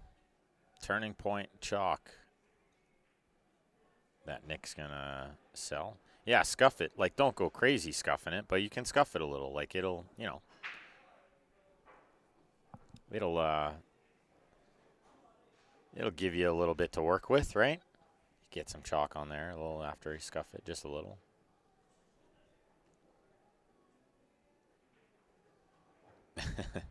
Yeah, the blue everywhere from the master chalk, right, Josh?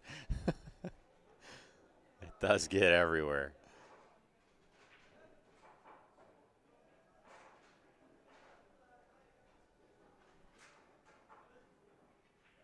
Yeah, you could see him taking his time there because what we couldn't really see was how tricky the cueing was, kind of jacked up over the balls a little awkwardly.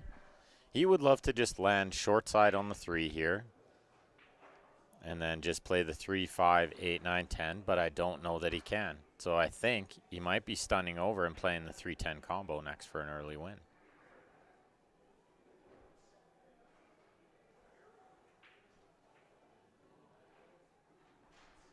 Needs a good size bounce off that side rail. You don't want to really be shooting this close to the side rail straight in. This now just became a little tricky. The big problem with this one is there's only really one thing ever happens if you miss this. We all know what that is. So do you roll it?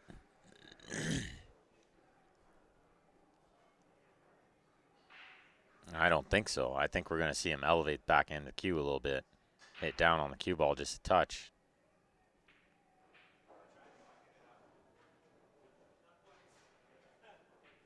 Oh, good shot. Good shot. Crowd gets into it out there. You can hear them a little bit. They're getting into it. I like that. It's all coming together here at LP. Come check it out, guys, if you're in the area. Erik, almost at the halfway point here of this match.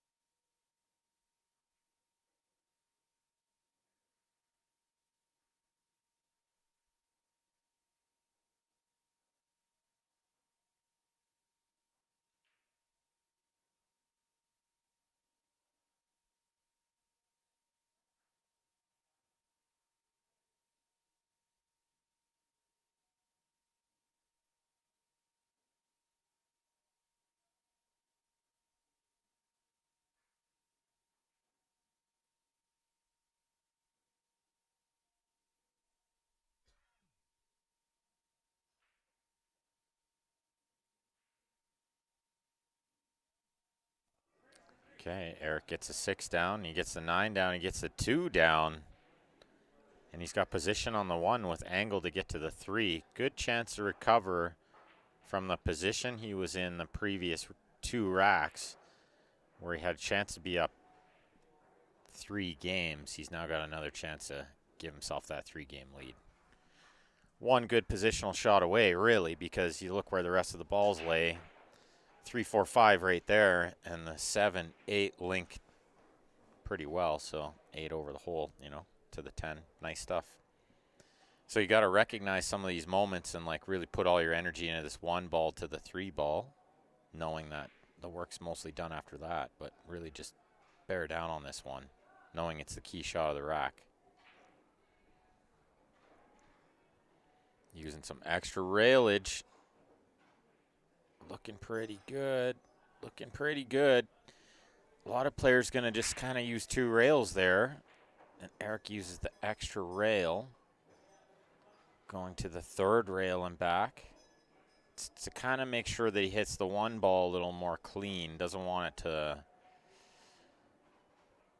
skid or anything funny like that happening, you know.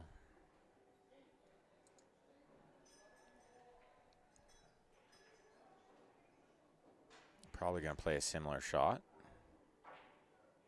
See what happens when he played a little soft. I thought he would play a similar shot going to the third rail again. Maybe got spooked by the first one coming up just a little short. Gito wants to know, how do I compare Hybrid Max to Town Fusion? I don't know. I don't really know either one of them. I got no comparison. I've used like the V10 and the Pegalion Green, and that's about it. I had a Pyro back in the day, the blue Pyro, and I didn't really like it. And since I've gone to, I really loved the V10, and then now I really love the Pegalion. And the Predator chalk seems to play really nice too. The softer stuff's really, really good. Careful, you don't want to get too close to this one. Look at this. This would be a big mistake on an easy rack. Something where you figure he had the work done already. Now he needs to make a really good shot here.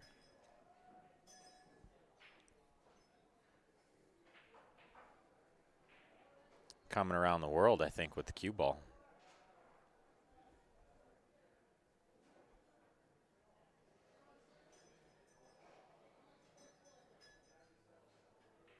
Ah, they're tips. Shows how much I know, Gito. Nope. I know nothing about them. Predator, man. Predator. Victory soft.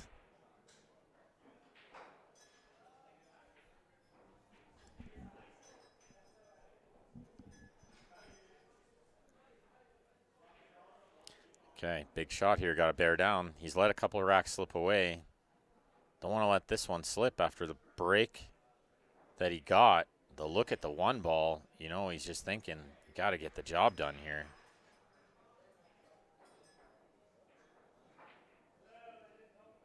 Pumps it. 10 balls big here. 10 balls huge. Does he get around it? I think just. You can tell his body language. Erik, I played him so much. He'd be pretty upset if he wasn't around it. Or like if it was really, really tough. But I think it's okay, you know. I think he just went to like the powder or the towel. And I think he's got just enough of this to stun it in there. But he's made this a lot tougher than what it looked after the one ball. It looked pretty good, right? And then out of position on one shot.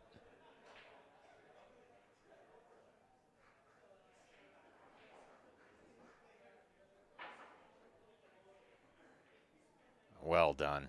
That's well done because he played a small masse with the stun follow. It was really, really good. And this 10 ball for that 3-game lead I talked about.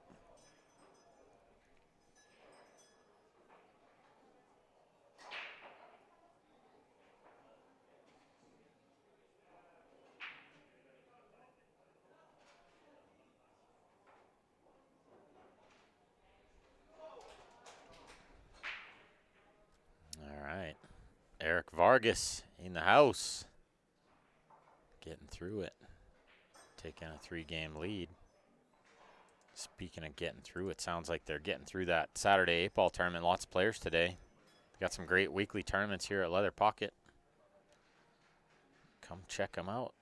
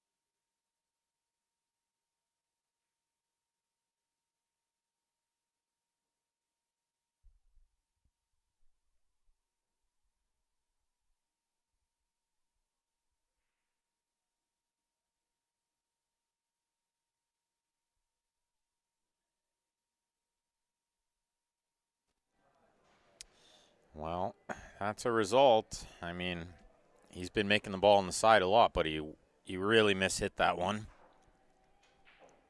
And that cue ball got trapped behind the 5-9 here. Julio with the push out. Gonna keep it simple here, I think. Just leave a little jump shot. Kind of knows what he's up against at this point. After so many games played.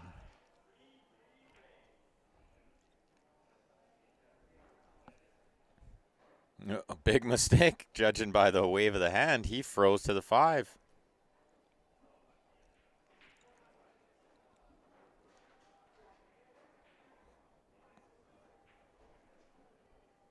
And now he's going to the end rail just to make contact here, and there's not really a million places to hide. He's leaving the jump over the 3, but he froze to the 5, and now he can't even do that. So watch him hit this at rocket speed. Oh, he's going to get a result. What a roll. What a roll.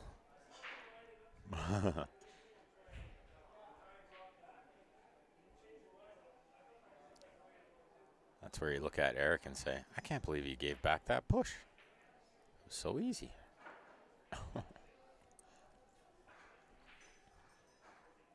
I'll see if Erik can come with a big shot here, jumping over this 7-8. Try to pot the 1 in the side.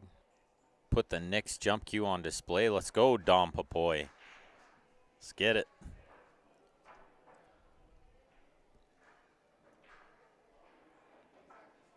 All right, all right. We see you there, Erik. We see you. We see you. You guys want to jump like Erik? You need to practice more. No, I'm just kidding. You get a good jump cue, makes a world of a difference, and I'm telling you, I see way too many old school players out there with a bungee still, and they put themselves at a huge disadvantage. Mick probably hates me because he can't keep up with all the jump cue orders, but it's like a love-hate relationship. He's overrun this one a bit. No, he's getting help from the 9-5. But yeah, you can see where he's pointing. He wanted the cue ball wedge between the 7-8.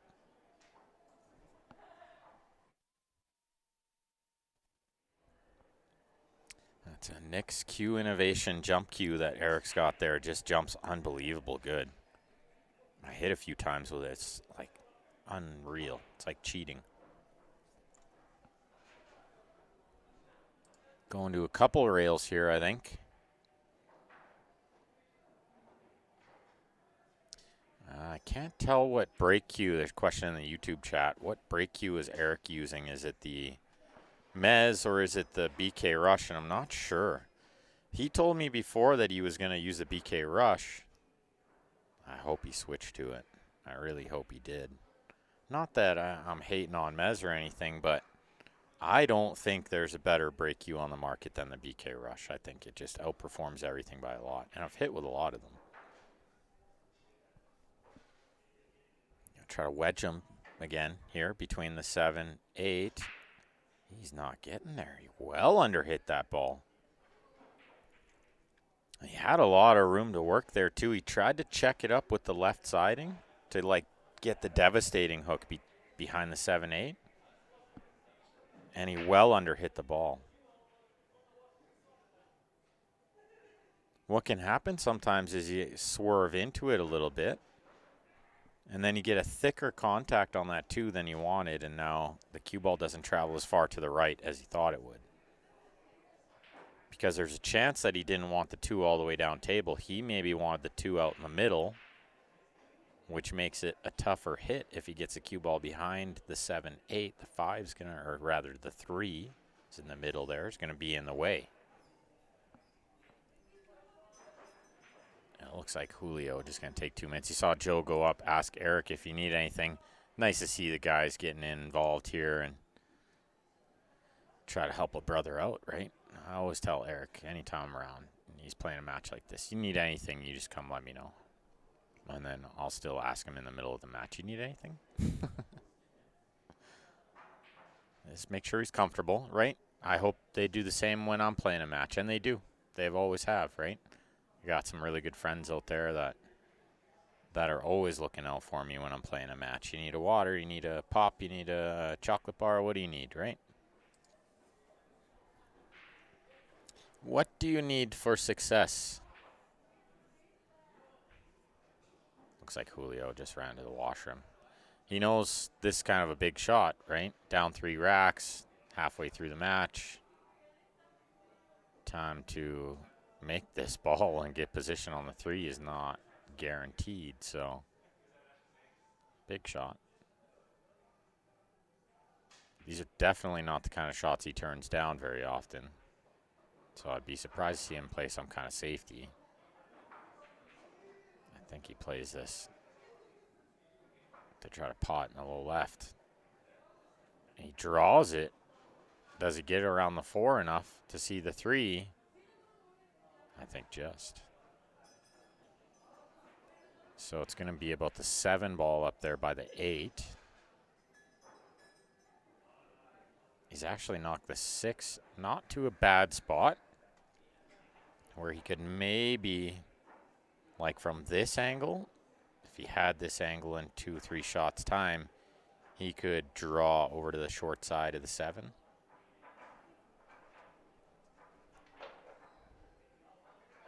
Or potentially underneath it for a nice easy safety. I don't think it poses as big of a problem as you'd think at first glance. Kind of look at it, think that's a big problem, that 7. When you're looking at it from over here, from this angle, I think it looks like a big problem. But I think if you look at it from underneath it, like the top rail, looks like a stop shot safety from anywhere up there, from a lot of places up there anyway. But that's just my opinion. It's what you guys paid for it. Yeah, this is a good angle too. So he could go like 2 rails into the 8 with some draw, or if he lands underneath it, then he's going to have a stop shot safety. So I think I would attack here, knowing that I had a backup plan. Yeah, it's beautiful. It's a really nice shot. He's made the transition from the 8 to the 9 like only a little bit tougher. Well, especially with this angle now. He's got a lot of angle to deal with. Now he needs to deal with a lot of side spin. Maybe go underneath the 9. And you could see when he bumped that 8 over there, he just made it just a little bit tougher from the 8 to the 9, because the 9's in a bit of a tricky spot. And he doesn't want to shoot the 10 off the rail. That's why I see him like hesitating here, because he's just a touch straight in on the 9, and now he's going to be shooting the 10 from a little far away or on the rail, close to the rail. He wanted lots of angle on this 9 ball, and he doesn't have it. But I think the follow-through shot is on. I think. And that's what he's looking at here. So he's going to play it with lots of follow and just a little bit of right spin.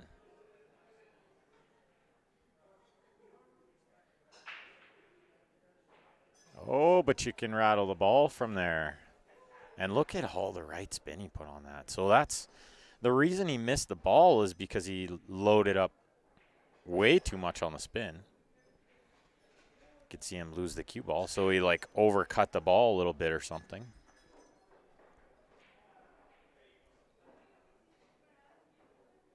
You can see Erik going to the granola bar. Try to get some energy going here. Halfway through the match, nice time to do it. Trick to a big match like this, or to any match really, don't eat too much. Maybe just like little snacks here and there, you know, a banana, something like that. Does he try to cut this ball in? He doesn't. He turns it down. Good shot. Nothing really wrong with that. Julio might be trying to find a safety here, because the bank shot is definitely not easy.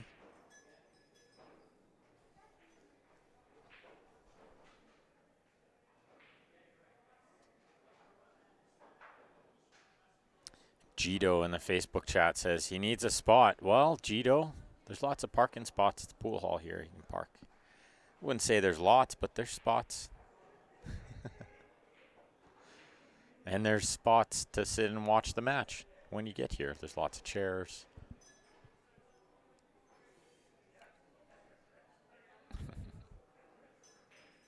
But yeah, of course, come here. I'm sure you get some action with a little spot. Somebody to give you some weight. Might even be Erik. Okay, giving this one the long thought because the safety is tough. No matter what you do here, the safety is tough. Because you get the cue ball under the 10 in a perfect world, but where are you going to put the 9 other than over the hole? You're playing a guy who jumps and kicks so well. You know, he'd love to play like an attacking bank with a two-way shot. Going to try to bank the 9 back up there on the other end rail. That's the shot. But you really got to make sure you get the speed correct because even from there, Erik can cut it in. But if he froze it, he could really cut it in. Or if it came up shorter, you know, so it's hard to not sell out from there.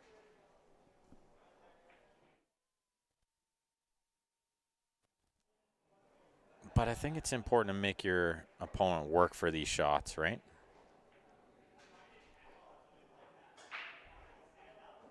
Erik's looking at the kick safe, but I thought the 9 got too close to the rail for that.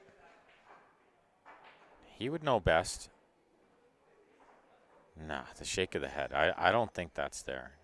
I don't think he can get deep enough into the rail to not hit the 9 like thin.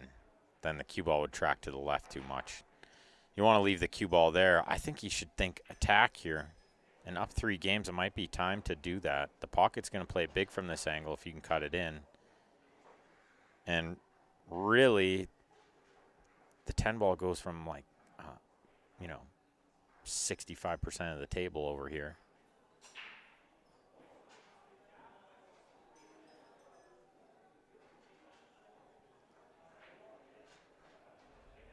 I think he's called the cut into the top right. I think he's realized that there's not a better option anyway. And often if the safety's 50-50, you attack because go down shooting, right? If anything.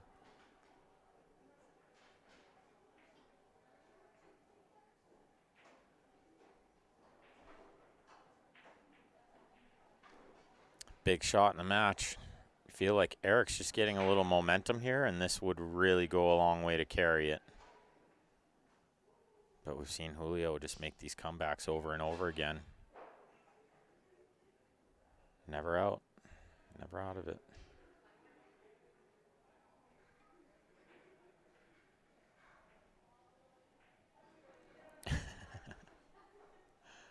Freedom. Freedom in the YouTube. He loves this tournament. Race of 35. It's not boring. I'm super enjoying it. I don't know how you guys feel about this, but I can't watch a race to 120. I think that's crazy. I want to play a race to 120, but I don't know how well I could watch it. Watch like the last day, But this race to 35, I've been locked in, man. All 3 of these matches, I've just been really enjoying it. Oh, he's so quick on the stroke there. He just didn't give himself a good chance. Does he get lucky? Does he get lucky? He doesn't. He doesn't, but he almost did. But he was real quick. What I mean by quick is the delivery. So his back swing to his forward swing was just real quick. And he kind of slapped at it. He had to hit it hard, but he hit it like break speed. That's way too hard. Way too hard. Julio with the 10 ball to get it back within 2. He just keeps staying within striking distance. Giving this one the B, sure.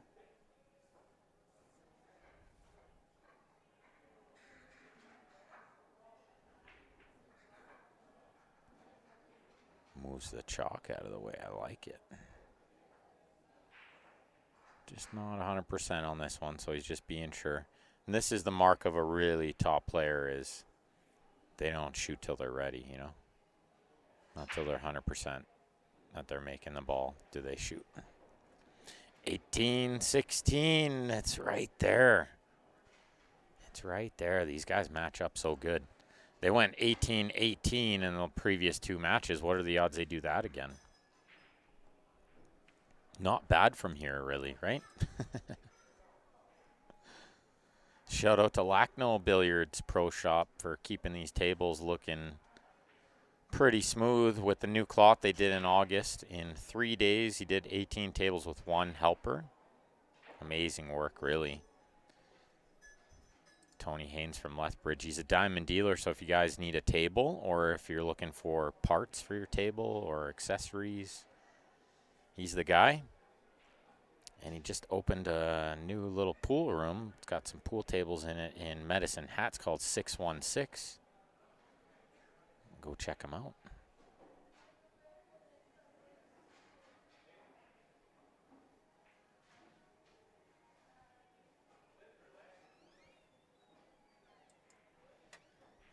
Okay, Julio's come with this little medium speed break quite a few times and make all the balls. Watch this. Ball on each side, the 1, the 8, the 4, the 3, he made all the balls again. There you go.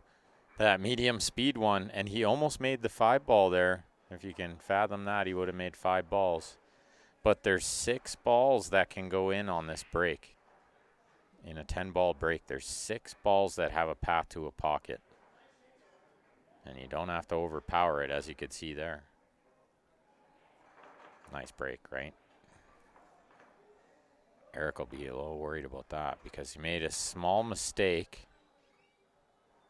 to not be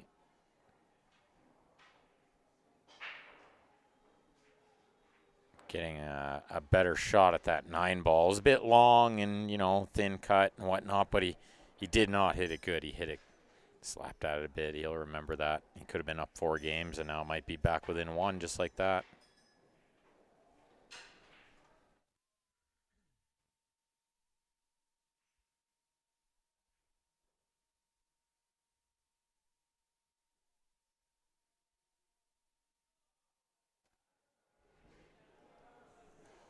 This kid here, he's got a nice style to watch, right? How long did it take him to run this out? About 35 seconds total. It's nice when you only got 6 balls to shoot at. First one straight in, the next one's over the hole. That helps, right? Nice shooting from Julio. Showing his 700-plus Fargo. Semi-pro, but a rising star from what we hear.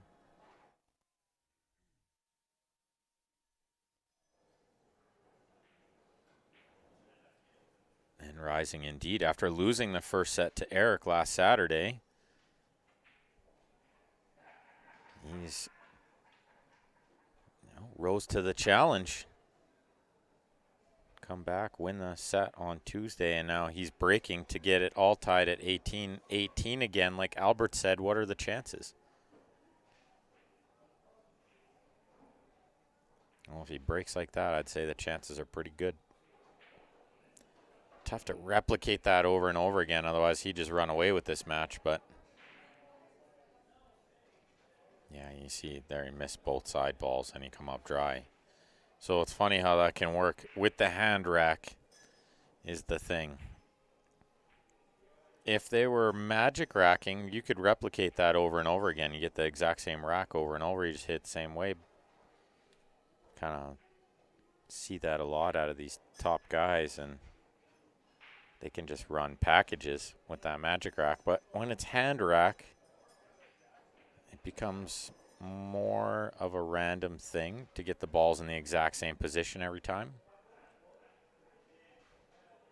Looks like Erik's got the 1 ball here by the 2. The way he's looking at this, and I think he can get the cue ball clean around the 8. Couple of rails for the 2 in the same pocket. Oh, he flicked the 2 on the way through. Is he going to get behind the 6? He's not. Well, big chance here for Julio to get it to 18-18. Always firing back. Always firing back, this Julio. Just never going away. Erik probably thinking that. Why don't you just go away?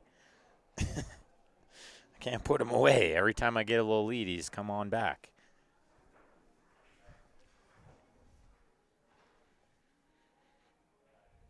Okay, maybe a bit delicate here with the 8-4.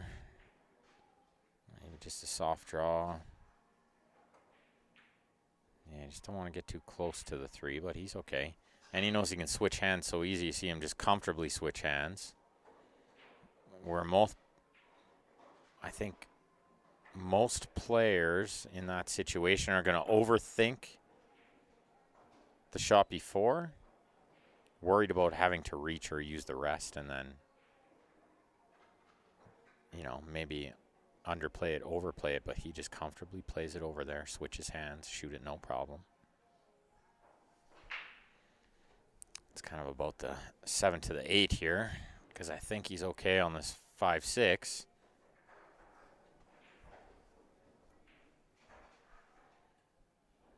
Nothing much in the way here, though.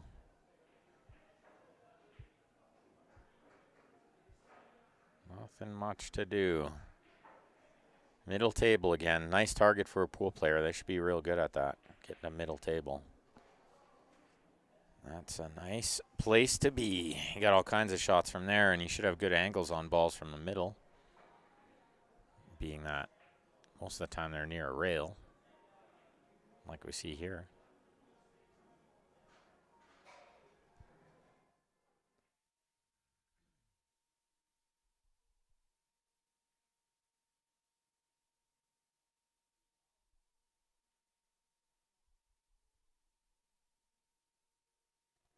I think he just wants to make sure he holds a little angle on the 8 ball so he can play the 9 the side after.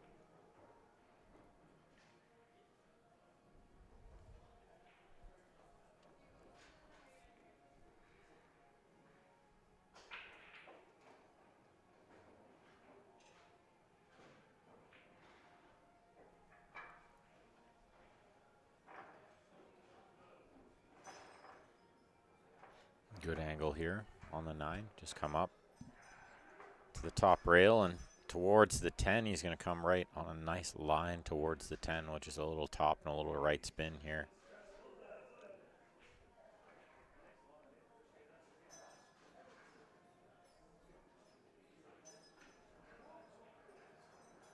And this for 18-18. First 2 matches these guys played, they went 18 all. It's looking like for a 3rd time in a row, there is nothing between them after 36 games. Julio having to tell some guys over there, maybe in his corner, just hold the applause. Please, just hold the applause.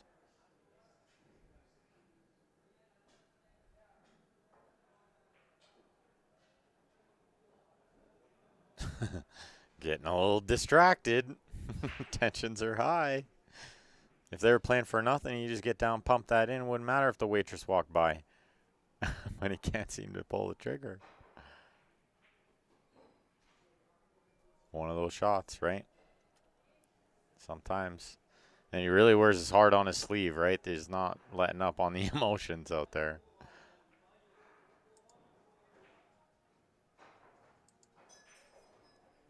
I think when you play these big money matches, you can't really expect them to rope off all the tables around you or anything. And there's going to be a lot of movement, in the crowd, anywhere, really. Any venue you play in, it's going to be a crowd. This is the next big tournament we got, the Fargo Fair Match 10 ball. Next weekend, get your entries in, guys. It's filling up quick.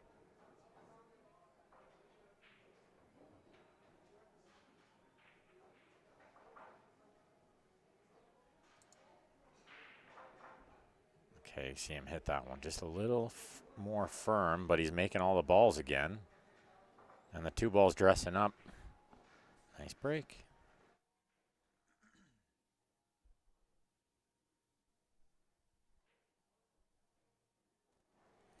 Albert, somebody message Warren Ortiz, tell him to sit still over there while they're shooting the 10 ball. 18-18. Who would have guessed it? I knew it. I knew it. There is nothing between these two players. They could play 10 more matches and they'll probably break even.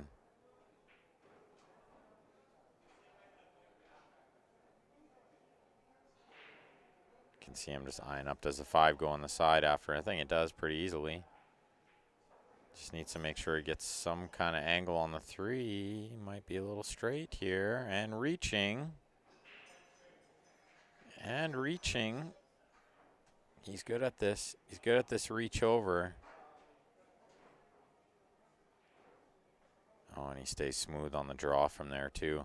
How many times do we see guys just scoop it over that ball on the draw shot when they reach over like that?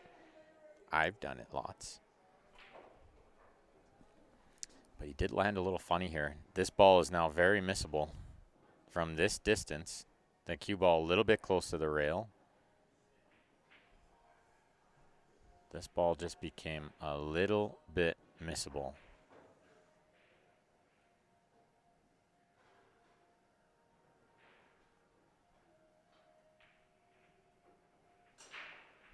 And as predicted, a little bit missable. Because you don't want to roll it. You can't afford to just slow roll it like you want to make the side pocket play bigger. Because then the cue ball doesn't always stay straight. And you can get a little skid. So you hit it at the speed he hit it at, and then you can just rattle it if you're not dead 100% accurate. Big opportunity here for Erik to right the ship again from 18-15. He can get a lead back. This is very similar to how the first match went, with Erik kind of having the lead, Julio fighting back, Erik retaking the lead.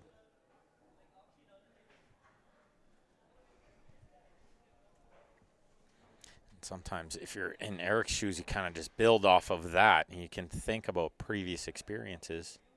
That's what I would be trying to think out there is, I remember this feeling last time, and I got the job done, and let's just do that again. Oh, he missed this by a lot. Missed it by a lot. It's a big miss. Big miss from both of them, really.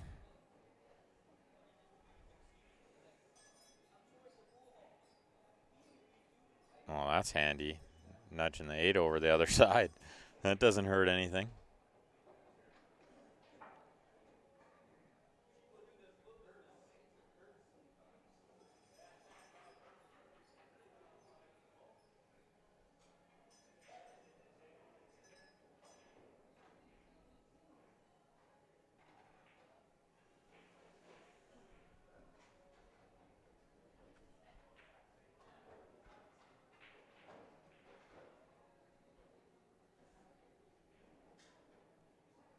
Looks like Julio's going to land good enough on this 9 where he can follow through to this bottom rail. Little bounce out towards the 10. Those are nice lines you can take when you're going right at the ball. At the ball in the line of the pocket. That's what you're looking for. So it gets the extension out. Just don't want to be reaching too much here. Gets nice and close to the 10 too. You see he doesn't really let up on those kind of shots. He's willing to risk over hitting it to get a little closer to make sure he can have a somewhat easier shot on the 10. Julio with his first lead since, well, quite a while ago, I think. 19-18.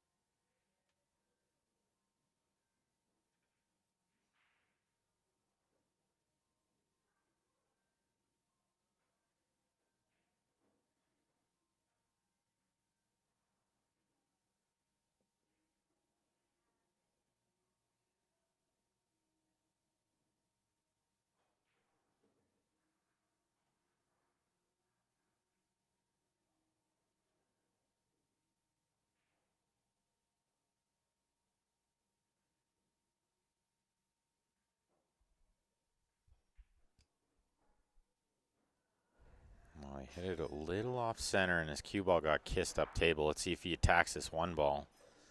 He's a long way away. This is a tough shot with the cue ball on the rail. Yeah, I like what he's looking at here. Bank the one up to where he's pointing his cue. Send the cue ball underneath the 2. Because the 6, 3, 5, all that stuff's going to play big too.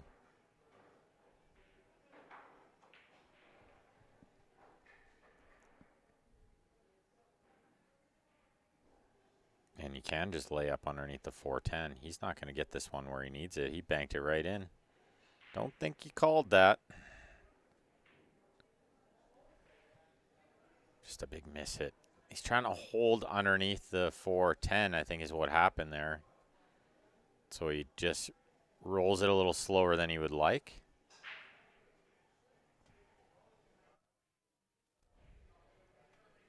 Erik's shooting the safety pretty fast. He must see something he likes. Yeah, the 2 underneath the 10.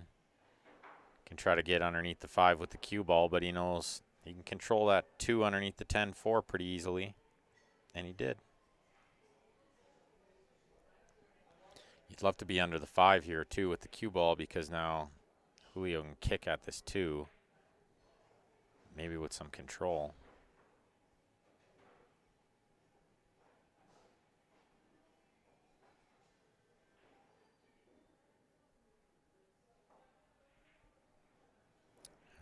But still, these are never easy. And he's going for a kick safe here. He's called the shot in case he makes it. And he's got some length here.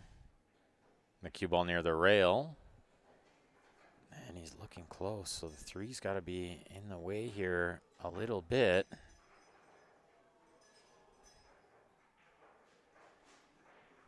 Don't think he can play like a 2-8 combo or anything like that. I think 3's in the way of that.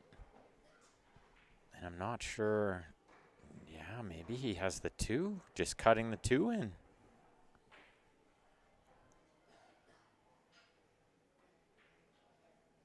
Because from here, it looks like the 3's got a lot of that ball pinched off. He's going to play a small swerve, but you got to draw this one around the 410. There's a lot happening on this shot. Oh, he played the kiss. He played the kiss off the 8. I knew he was good, but I didn't know he was that good. What a shot. What a shot he played there. A little unlucky. The cue ball got lost a bit, but...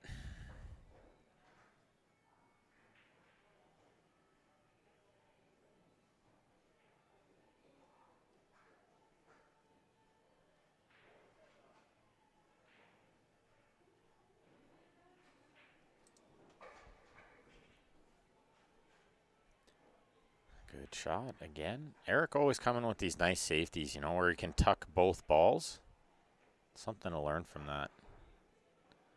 It's one thing to just hook them behind one ball, but when you can tuck the cue ball and the object ball, you just make life really tough. You're just putting stuff in the way of the object ball. Putting stuff near the object ball that they can crash into, so when they hit it, then the object ball stays near the cue ball, you know?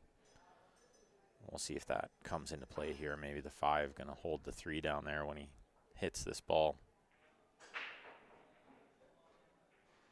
Because at this level, you really do think they're going to hit the ball a lot of times.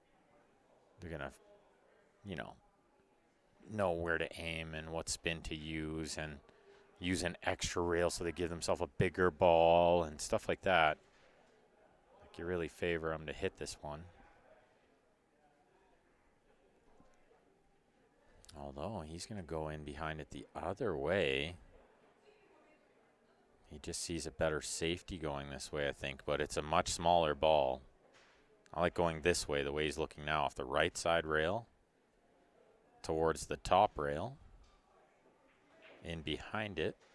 And you might get the 3 kissing off the 5 towards the top left, so you can call it there.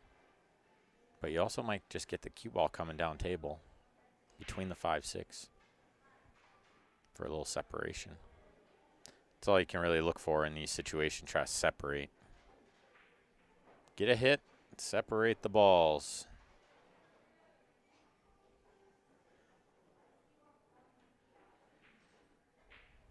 So some speed. Oh, he nearly cut it right in. And the 6 is going to be huge here. He gets a bit of a roll. Can be a bit frustrating. See Erik with the shake of the head. It'd be a bit frustrating when you play a really good shot, like the safety that Erik played. And when you get back to the table, this is what you're looking at.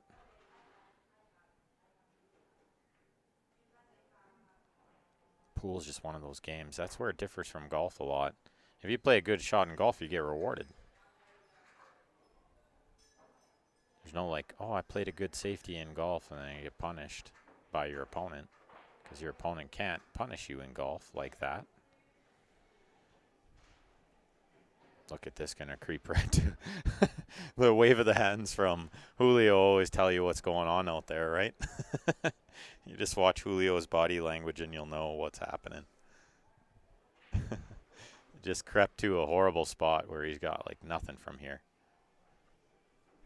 Even what you'd usually do here is maybe like a 4 or 5 rail safety with the stun follow, but I think the point of the pocket's in the way and maybe the 10 as well. So he's looking at the bank between the 10-4, and that literally might be all he has. Possible to draw the cue ball up table with the safe, but what if it goes in? Now you're hooked on the 4. Sometimes you just got nothing from there, right? Look out, the scratch is on. Misses the scratch, but the 3's available into the top right, and the 5-10 is going to dress up later on. Chance to stop the bleeding here for Erik after losing 4 racks in a row. Being up 18-15 rather.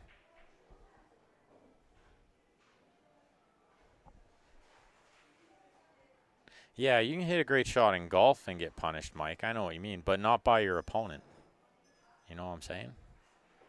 It's like a little different. But yeah, for sure, you can hit a good you can hit a good shot in golf and get punished. Just by the course or a tree or the wind or roll the green or you know, maybe a beetle or something. A bird grabbed your ball.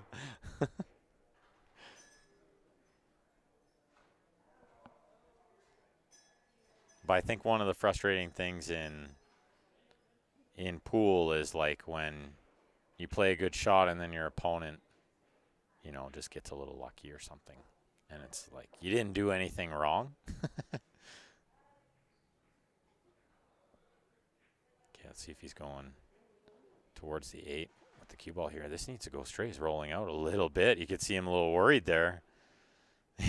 And he's pointing. It started to go to the left a little bit. Yeah, it's on you in golf. That is a nice thing about golf is, and one thing I always loved about it too is like we all just get the same amount of shots, you know, in golf. Like in pool, a guy could just break and run the set. Which has happened. More than once. It'll happen a lot more, but in golf, you know, it's kind of like everybody just gets the same opportunities, right? Yeah, someone's divot in the fairway. There's a fun one. Just hit it dead straight. Boom. Straight in the divot. Okay, Erik 2 rails towards the 5 here, I think. Or is he playing the bottom inside? Oh, I like it. I like it. Needs to slow down just a touch. He's going to land perfect on this ball.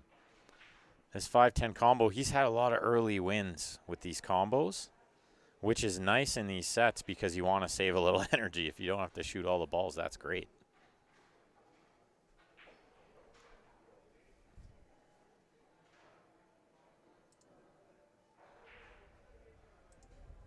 I like the comment in the YouTube was commentators cures. I have all the cures as the commentator. Landing on the sprinkler. You get a relief in pro golf for that, right? Landing on the sprinkler head.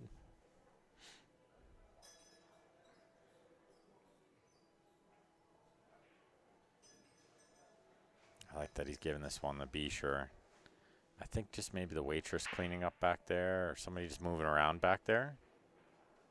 Yeah, just the waitress. Maybe just a shift change, something like that.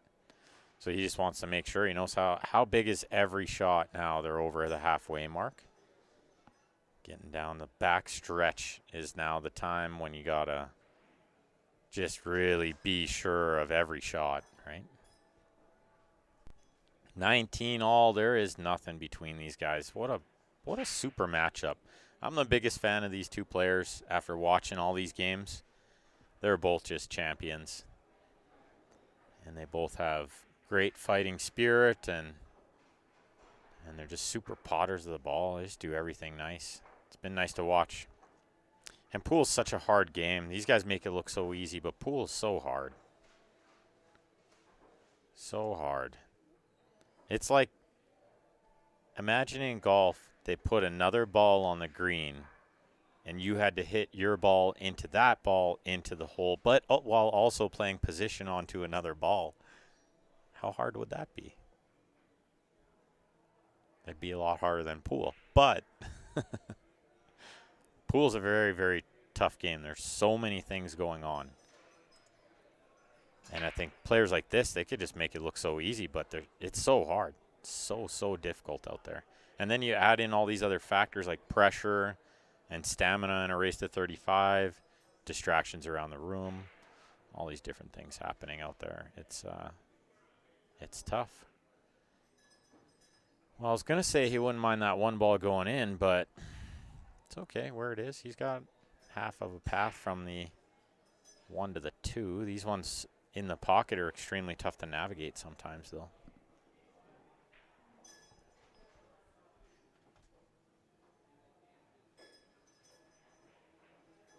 So I might need to flick the rail first here and come around for the 2 in the right side. And I think that's what he's going to do. And then the 2 to the 3 is going to be pretty tricky. That 3 ball's pretty covered up over there by the 8 and the 4.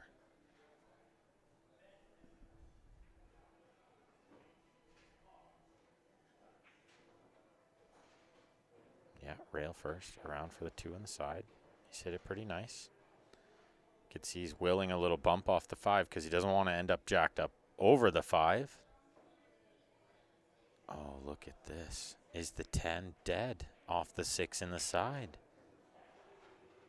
Has he found one? I don't think so. Not from my view. Not from my view. Does the 2 get in the way here? You got to get the 2 out of the way. 2-10 combo. Albert sees it. So it's dead off the 6.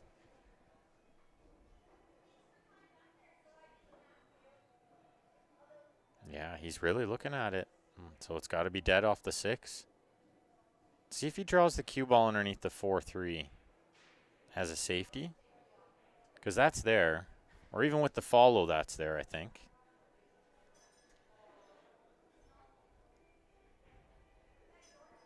Carambola. Says Gito. Thinking send the cue ball onto it. I like the 2 ball onto it because you can get the safety involved, right? You can draw. I like the draw underneath the 3-4.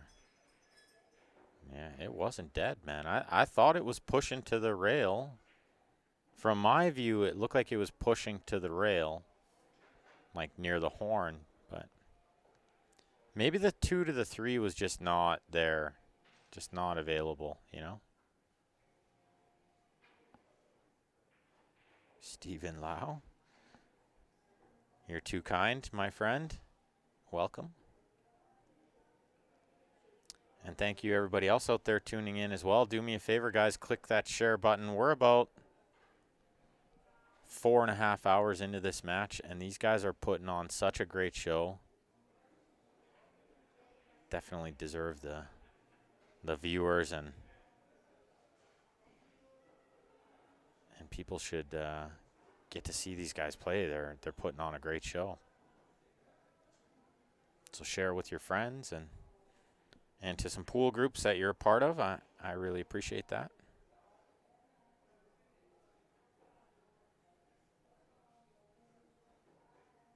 Looks like he's got a lot of this too, but maybe not enough to make it. So he's thinking about the jump cue.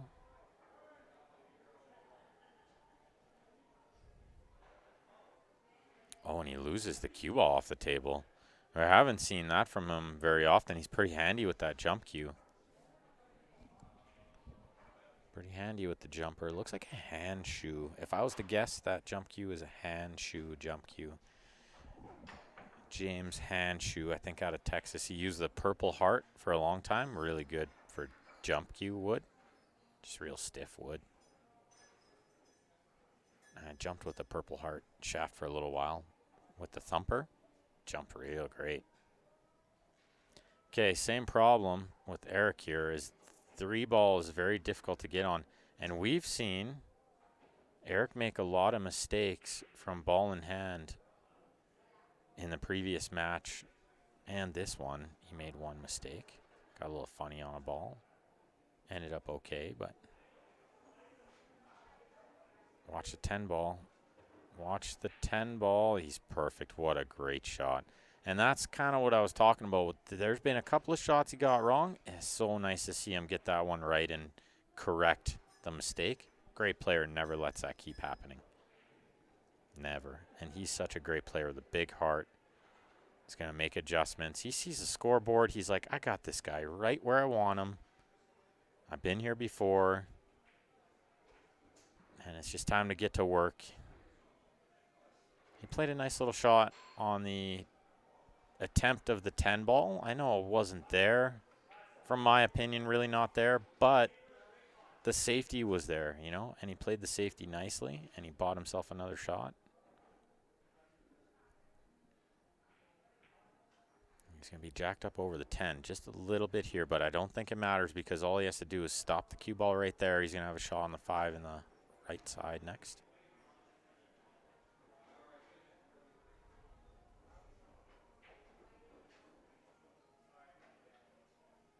I think he could have used to hit the ball before just a little slower and not be jacked up over the 10, but he's okay. Gets that one down.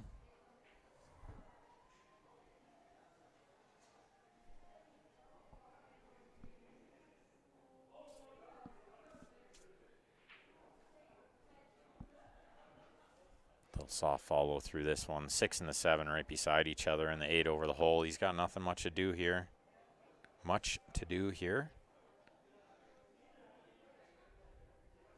Oh, he's coming short side on the 6. He's going to land perfect. Can play a nice little soft follow here, a stun follow off the side rail. Should be good.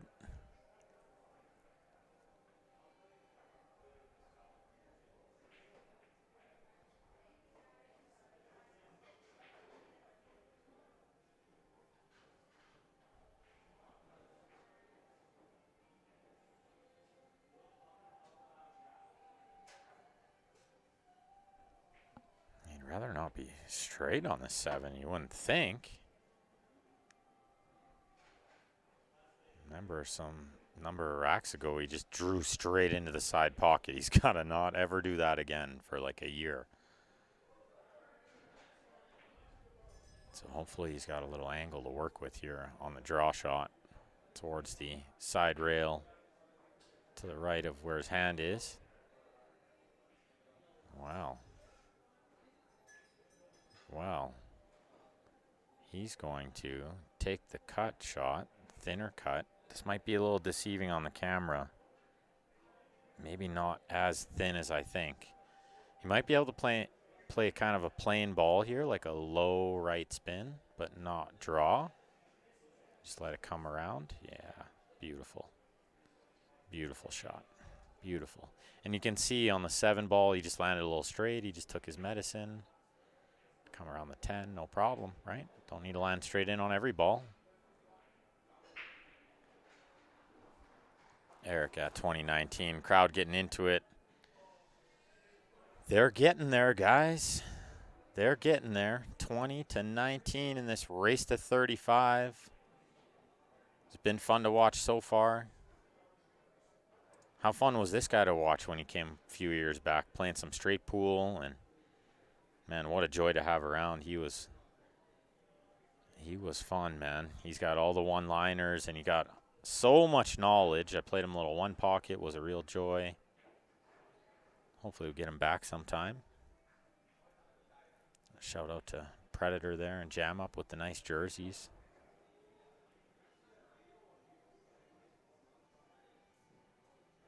That's another guy just swear by the 12.4 Revo, and I'm the biggest fan of that cue. I don't know what else I could ever play with. The thing hits like, just makes the balls for you.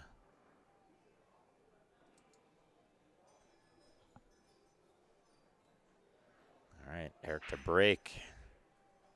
20-19. Keeping the fans in it, these guys. Nobody running away with these sets. Nice to see. Nice to see. Giving everybody a good sweat.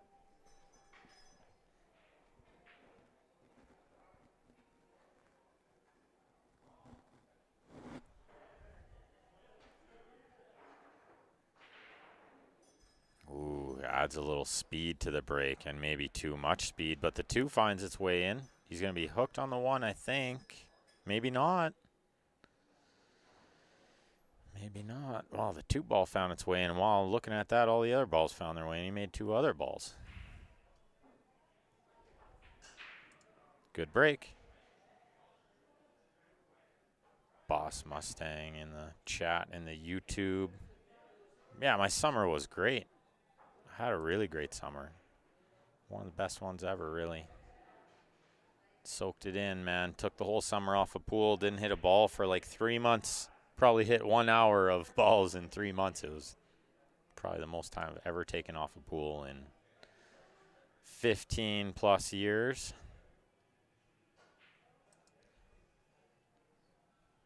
Probably 20 years or more, I think about it. I hope you had a good summer too, pal. Nice to be on the mic for this too. These guys were gracious enough to ask me if I wanted to stream it. And I love it. I love it. Watching every minute of it. I'd be watching it anyway, cheering on my bro here, Erik Vargas. But it's been a treat to watch Julio. He's a super player. That brings me to my next question. Am I playing the winner? And I said it before, you know, I'm not too much into playing Erik. Right? I don't really want his money. We got the same stake horses and stuff usually, right? That's how it works. And we're good friends. We'll play like $50 one pocket matches and stuff like that. Just cheap, fun stuff. Okay, this is half of the work, but the next half is the 5 to the 6, and he's landed pretty straight on this 4. Is going to make 5 to the 6 very tough.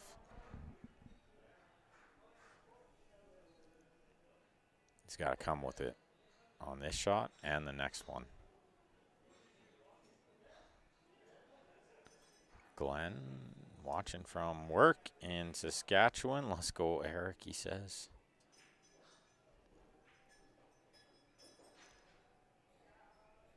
Adam wants to know what's the next big tournament. I'm going to try to do Derby, but I'm not 100% sure yet. This one's stunned more than the draw that he was looking for, and now he needs to come with a good safety. But yeah, I think maybe Derby. We'll see. If Derby doesn't work out, then I might do the pro event, the Predator event at during BCA. We'll see how it all pans out, you know. Work first, family first. Got a nice vacation plan next month. Looking forward to that. Never been to Mexico before. Going for 5 days for my birthday. No pool cue involved. Like to do more of those things as I get a little bit older, you know. Pool is fun, but... And I had a lot of fun playing pool. Let me tell you, there were some... The glory days.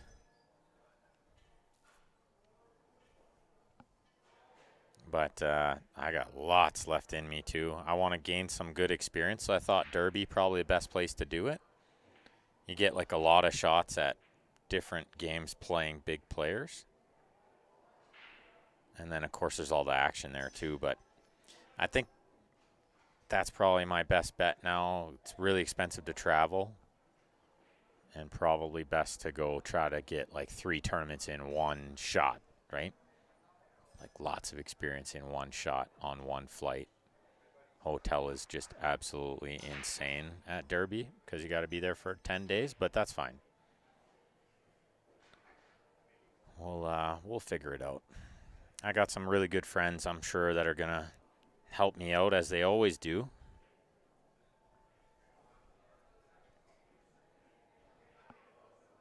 Maybe I snap off the Hui. We got a good tournament coming up. They're going to announce on Monday the Barry Hui Memorial that I won last year. It'd be nice to defend that title. 10K added. That doesn't hurt the old wallet.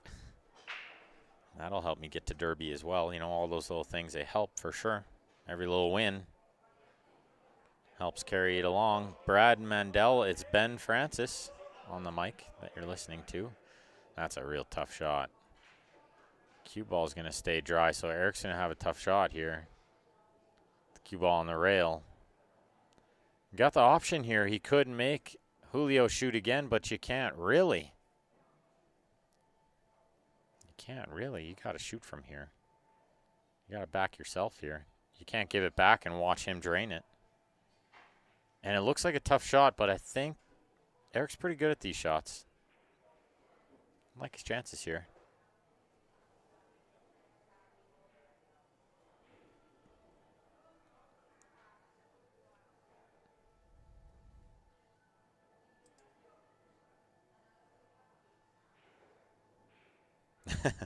Nine guys to a room at Derby makes it cheaper. I'll tell you what, man, I've done a lot of tournaments like with 4 guys to a room and 5 guys to a room or something crazy, and I think I'm over it. I'd rather just get a room by myself most times, right? But I don't mind sharing a room with like one of these guys, Erik or Joe, Steven, guys like that. They usually go to these big events too, so. See if Joe's going, right?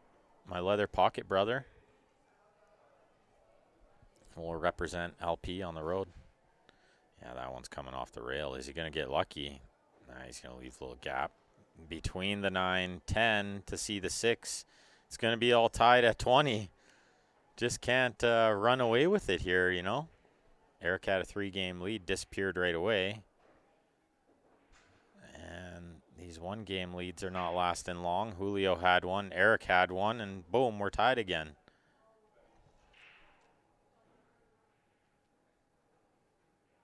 And you'll notice how you can't curse a real good player. There's no commentary cursing a good player.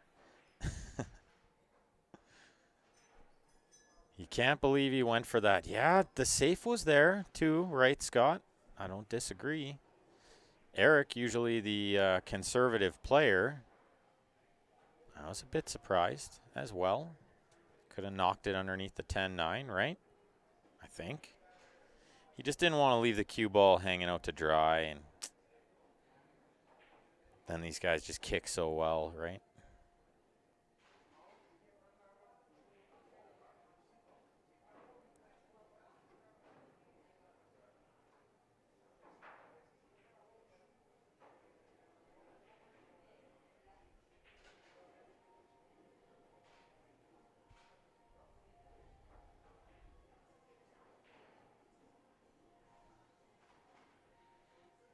Okay, well, you got to think like at any time Julio could just get this break working and run a package, but it's been like one at a time, you know, and then coming up dry like this, just stuff ain't working out, right? And so nobody really getting any big momentum, and a lot of it has to do with the break not cooperating for multiple racks in a row. They could get the break working for one rack and then just, you know, next rack coming up dry, just some funny stuff happen and hooked on the one or shooting a long shot or, you know, so just no momentum to be had by either player.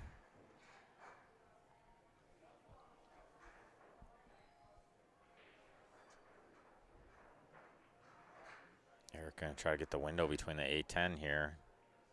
Looks pretty good to me. Nice shot.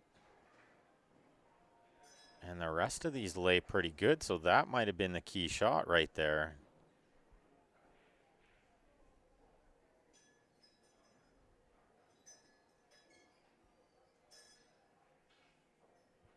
Oh, and he comes across through the 8-10 again. Once through it, back through it. Good shot there. Nice angle on the 3. And from the 4 to the 5 to the 6 is not hard because the 5's over the hole. So you favor him to get something going here.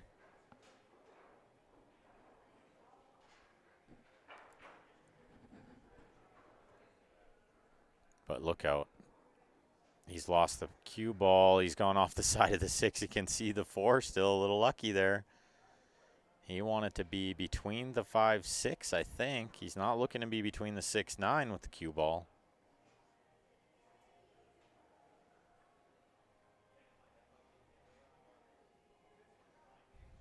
He's got to bear down here and figure it out. Start getting this cue ball under control a little more. Nerves running high for sure, definitely. Can sense the tension out there.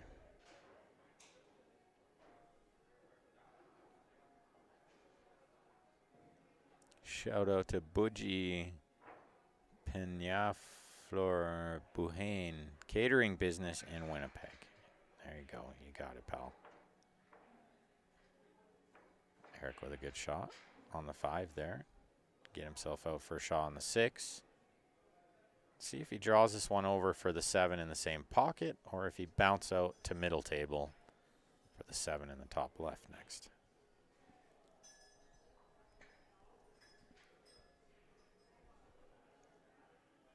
I like this because now the angle is very, very natural to come 2 rails right at the line of the 8.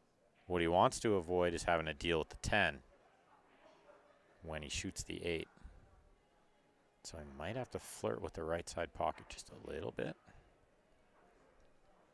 Sometimes in those situations, I'll contemplate going to the other side of the 8, to the left side of the 8, and that way I'm not dealing with the 10 at all going forward. But these guys are so good with the draw shot, shouldn't be a problem. Or he can stun it around off 2 rails. It's got some options here.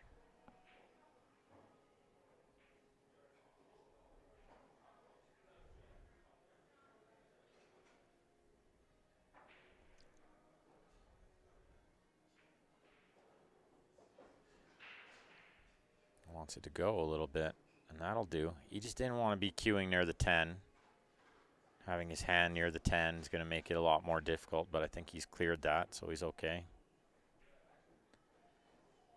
And I like to tell players, just kind of slide up near the left side pocket here. You don't need to go 2 rails to the other side of the 10 because now you're coming across the line, and you don't need to be straight in on the 10 because there's no position needed from the 10 to another ball. So you just need to have a, you know, high percentage shot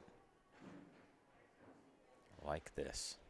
And you can see, like, near the left side pocket, that's okay. But anywhere on the left, on the line of the side pocket, left of center, it's perfect. It's a bread and butter shot for a pool player. And you can see Erik likes to give this one the extra be sure, and I'm really learning to do this myself, is you just want to get down, fire it right away, play the next rack, but you got to just really make sure. Don't let these ones slip away, you know? He's always been really good at that. And I'm learning more and more from these players that are around us. We have so many good players here in Calgary. We're so blessed. We're so lucky. We've got this beautiful pool room with these diamond tables that are always kept super clean.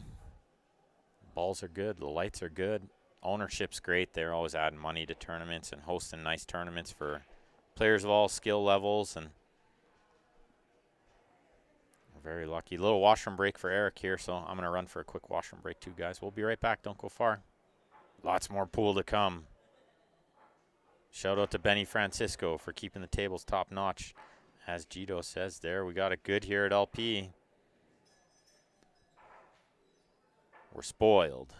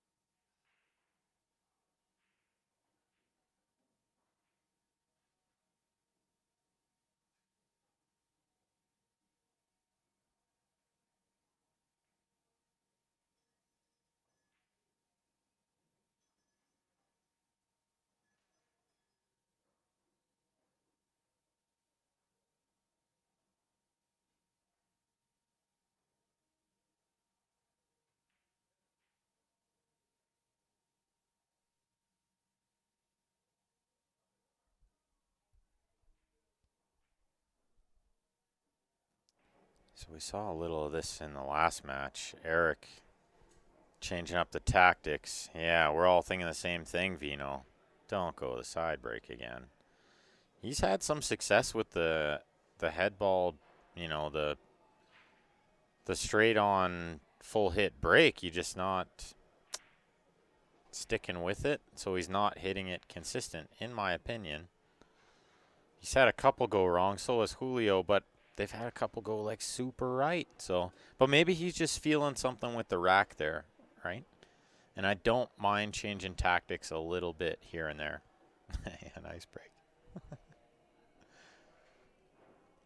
Marlon, yeah, that's my brother from another mother, Ben Francisco.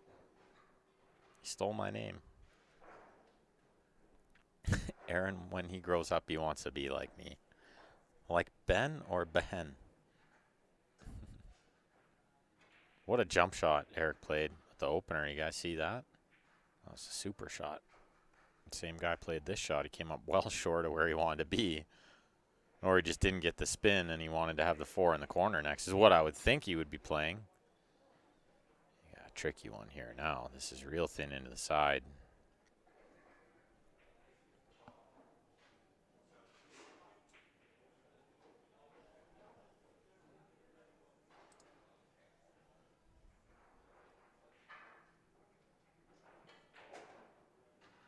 Boss says they have a halo effect on YouTube. I don't really see it. I'm watching on YouTube as well. Yeah, I guess a little bit. A little bit.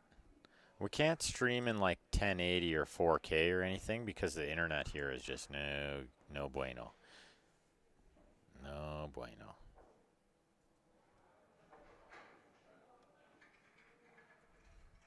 So we got to stream in 720, so it doesn't come through quite as well.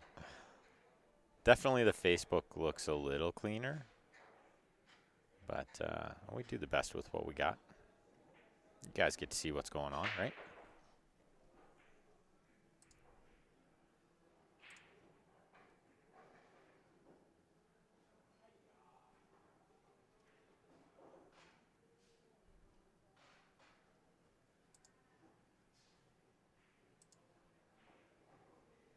Kicking at this 4 ball, you got to put him like 50-50 to make this. He's going to hit it like every single time. Yeah, high percentage to make it. At this level, these guys kick so good. He slid behind the 9-10, didn't he? You can always tell what's going on out there if you're watching Julio's body language, right? That's super unlucky, I tell you what. What a great shot. To kick that ball in and send the cue ball between the 6-5 behind the 9-10 doesn't even really look possible, right? Flicked the 5. Oh, man. That's real unlucky. Just tickled the 5 and went behind the 9-10. That's just super unlucky. He's going to go to the jump cue with a little jump safety here, I think.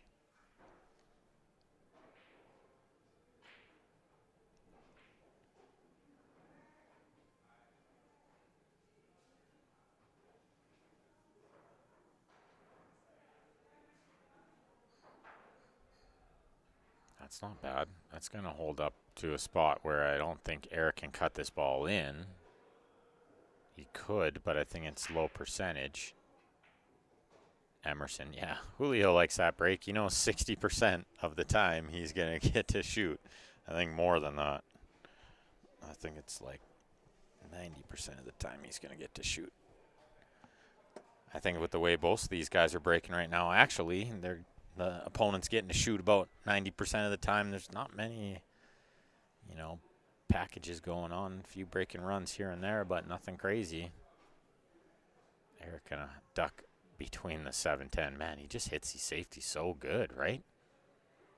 Anybody been paying attention over these 3 days to these safeties? Erik does not play loose safeties. Erik put you in jail safeties. Something to be learned from that. Those soft ones, how often do guys just kick into it, jump into it? You got nothing. But when you do this to them, this is when you're getting the ball in hand. This is when you're getting the opportunity after, you know? Wedged him in there. Only thing he's got is jacked up over this ball. Kicking at the 5, trying to make the 8. Because you can't hit it hard enough on this kind of shot to get a separation, get the 5 up and down, right? So this is really just hopefully the 8 goes in. Not like that, though. It's so easy for it to straighten out like that. So I think on those kind of shots, like, and he had not much to lose there. So maybe at higher speed wouldn't have hurt. It's going to prevent the cue ball from bending as much, if you guys know what I mean by bending. It kind of like wants to shoot over to the left there from that angle when you're jacked up. Our left. So if he hits it harder, it kind of doesn't bend yet. It'll bend later on the line, if that makes sense. So the 9 ball, I think, goes in the side pocket. I think he just needs to get straight on the 7, which it looks like he's going to be able to, and then the 9's going to go nice and comfortable in the side. That's what he's looking at here. So the 7 passes the 10. Camera can be a little deceiving. And he wants to just stay on the high side of the 7. Don't want to be going into the 9 with the cue ball.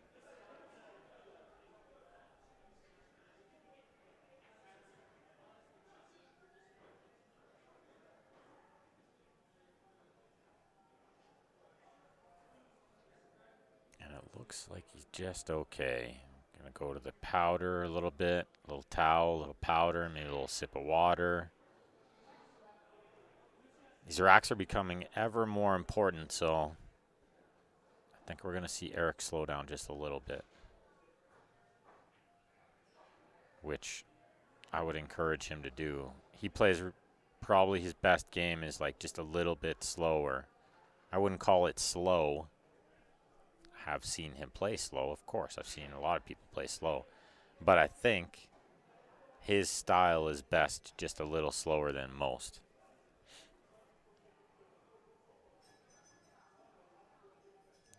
Asking Julio if he wants to take a look at the shot, I think. And maybe just going to get the referee just in case. Yeah, you see the flip-flops are coming, man. Here come the sandals. The referee.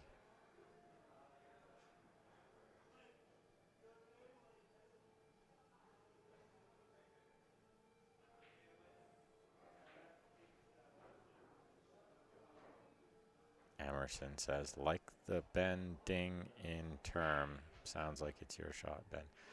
Huh?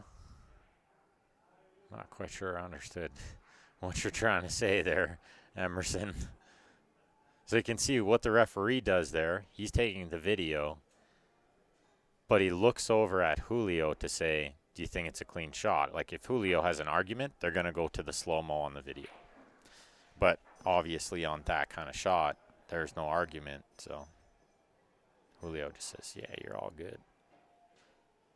And that's a pretty good shot on the 9, I tell you what, from where he was, because he landed real funny, and he kind of had to punch through it a lot. Didn't have to get straight in the side, but he hit it really good, you know. And Cheeto reminds you got to fill your powder container, yeah.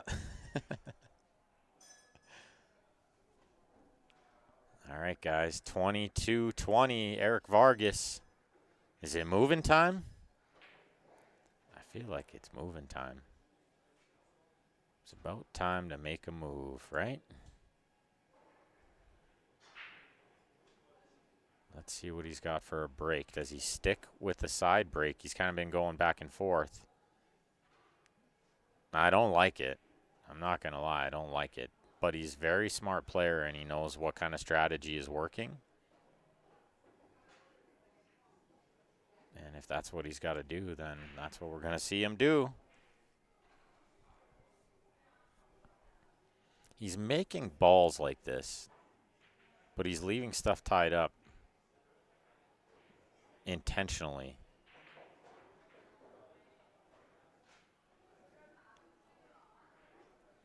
Yeah, Jean in YouTube says, Big Red and Klatt and Blake Martel, these are the boys he was playing back in the day when Vargas was just a rising star. Do you think Erik's pace of play cost him last time, giving up all that extra energy in the first half, then losing focus in the second half of the match? Jill wants to know in the YouTube chat. Quite possibly. I think this grinding style is Erik's play, you know. That's how he does it. That's how he gets to people sometimes. But yeah, if I was him and I was out there, I'd be trying to conserve energy. So I don't know, man. I think I kind of like Julio's style when it comes to these big matches. You just kind of get to work, you know, and that way you do save a little energy. Got 2 rail to 1 over. By the 3, he could sell out a shot here. This might kiss in off the 3 pretty easily. Erik's definitely going to call it in, because he's going to try to get the cue ball up safe anyway, I think. Well, maybe just a delicate save here behind the pack. I don't know. I think you call this one in and you ship the cue ball around where he's pointing. And if the 1 doesn't go in, you should have some length.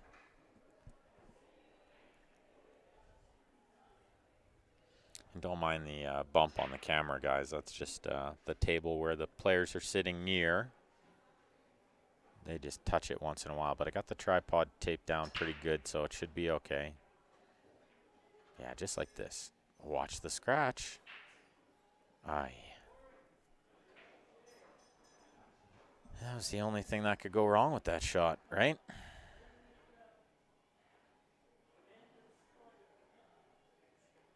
Jason wants to know if I played Julio. No, I never have.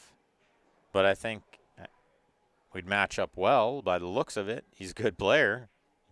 Definitely be a handful. He's shown a whole lot of talent and a lot of knowledge out there and a lot of heart and all the things that make a great pool player. And he's in good condition for these kind of matches too.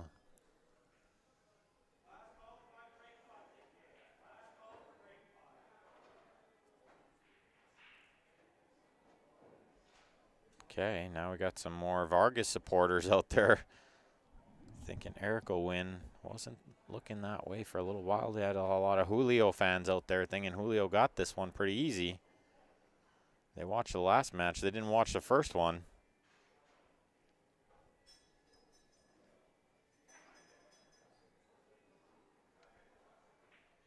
He's thinking about a 3-foul situation here. Trying to push the 1 somewhere good is the problem. He wants to wedge him underneath the 10 there. The problem is, if he hangs the 1 out to dry in the middle of the table, then the next safety is going to be way too hard to wedge him again. So he needs to kind of try to put the 1 somewhere near a ball or near the pack. What does he see here?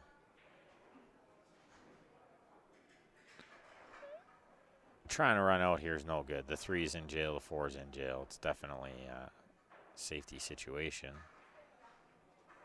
But I don't think putting the 1 there is going to buy him too many 3-foul opportunities. Erik might just hit this ball. It's on a real nice line. He might even make it off 2 rails where he's looking. But even if he doesn't, the 3rd foul is going to be tricky. He could, you know, freeze him up behind the 2 potentially. Erik doesn't hit this one.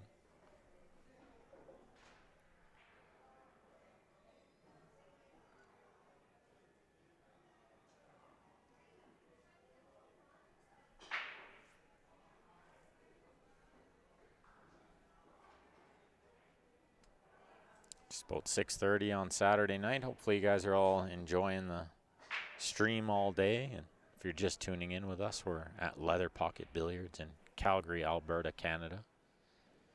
You're listening to Ben Francis on the mic here. And do me a favor, guys, click that share button or click the thumbs up on the YouTube.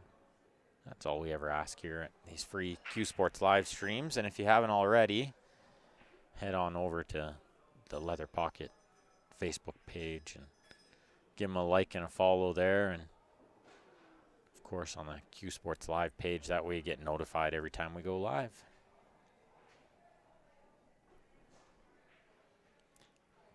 Yeah, Erik on 2 fouls, so Julio definitely going to contemplate trying to freeze him up underneath this 2 and put some pressure on Erik to try to make a good hit. With the 3 ball still in jail and the 4, it's definitely the play here. It's just a matter of how safe can he get it.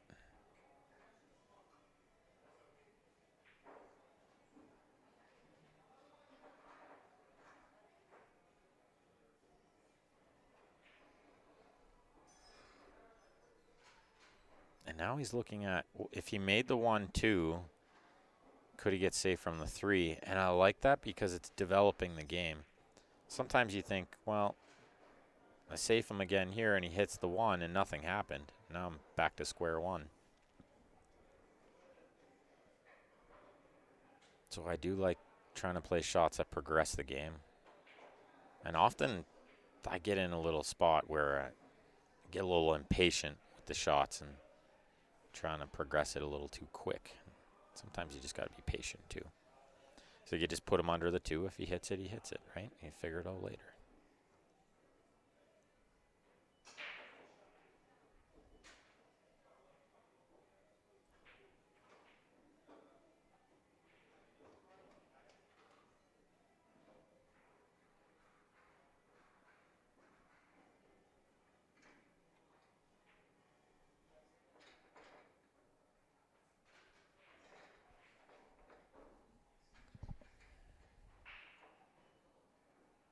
Yeah, he's got to bank the 1 over. So you got to have good control here because the 1's going to come over to the left side of the table. Oh, he got the 1 going down table. How nice is that with the lots of left spin? He tells Erik he's on 2, but by both of their reactions, Erik's got an easy hit here off this rail. Yeah. So he didn't wedge him enough behind the 2, and that's why you could see him taking a while. He's trying to get that 1 ball way down table, right? Did pretty good there with like a ton of left spin. Erik's on 2 fouls here. You got to make this hit or he loses the game. And he hit it way hard. He hammered it. He's not getting there if he hits it that hard. He had a free shot there to just make a hit. I feel like that's a big mistake. And he shot it really quick for Erik's style. Am I wrong? For Erik's style of play, he just got down and shot it right away. I didn't even think he double checked. And he always double checks. He probably just thought it was a gimme, but you got to be sure in that situation, I think. But Julio dishes him 1 back. Erik 3-fouled him in the first game of the match. And Julio gives him a taste of his own medicine back.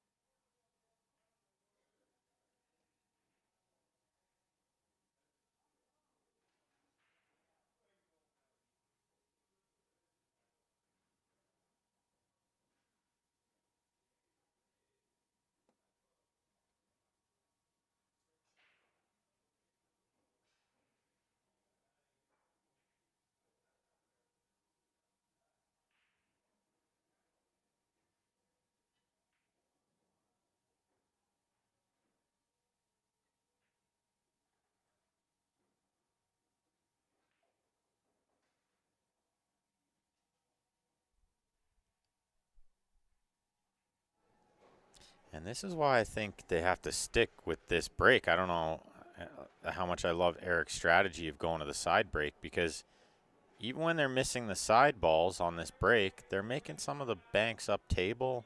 Like we've seen Julio make 5 balls almost, right? He made 4 twice. So if there's that many balls going towards a pocket, then it's definitely Erik just got to figure out the rack a little more and then just hit it from where Julio's hitting it, and he should get balls going in the same directions, you know. Julio livid with himself because from where he was on the 1 ball, he should have never ended up behind the 10. But you could see him overcut the 1 just a little bit, right?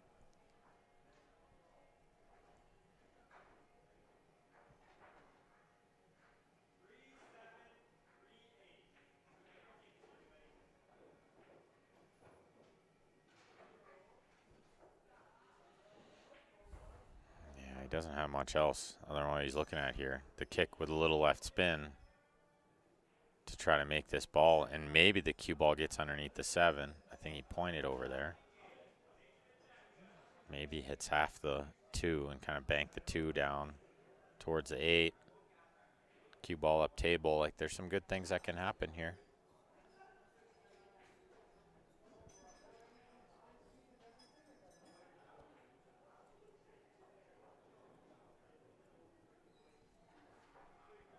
Yeah, he gins the kick. What a shot.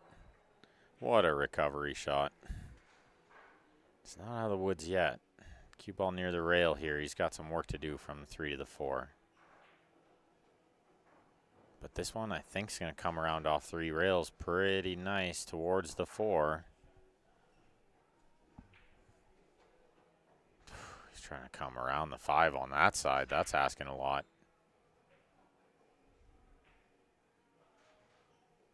I think you got to play it with a little more spin and try to avoid underneath the 5, come on the other side of the 5. Yeah, that was asking a lot. That was asking a lot. It was easy to go off the rail, off the 5 and scratch there. You could go straight into the 5 and end up nowhere. There were so many bad things could happen there. I know loading up on the inside spin with the cue ball near the rail was probably not ideal, but sometimes you got to do what you got to do, right? He would know better. Maybe from the angle he was on and the speed he had to hit it, there's no way he's getting on the top side of the 5, so. Could be wrong. Little unlucky on the kick shot to end up on the rail, should be said too, to be fair.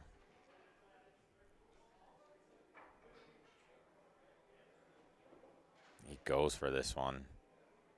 And what's the result? Is the 7 going to be big? It's not. So Erik can see this 4 ball on both sides. Clean, but I don't know that taking on the pot is a possibility. I think being the cut into the bottom right, I'm pretty sure the cue ball just goes into the 5 and kiss off and scratch or something, so probably some kind of safety. Not an easy safety here.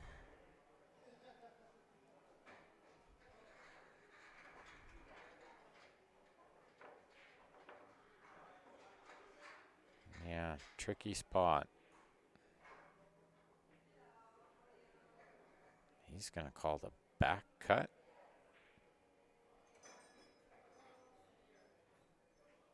And try to send the cue ball kind of back up where it is now.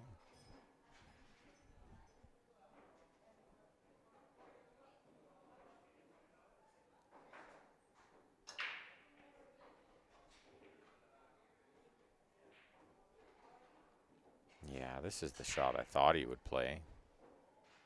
And he played it so well. Erik's touch on these little safety shots is so good, right? I've been so impressed by this over these 3 matches. His touch on those shots is just unreal.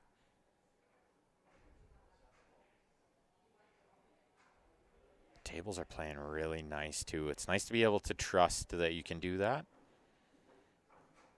You know, that the rail's going to bounce how you think it's going to bounce, and the cue ball's going to go straight, and claw's going to roll nice and smooth and fast, and it's a real treat. Up and over with the jump shot. Man, he gets close with those every time, right? Oh, and he's gone below the 7 here? No, I don't think so.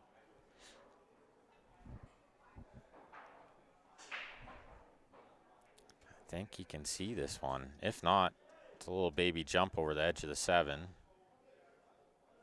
Which he did go for the short cue.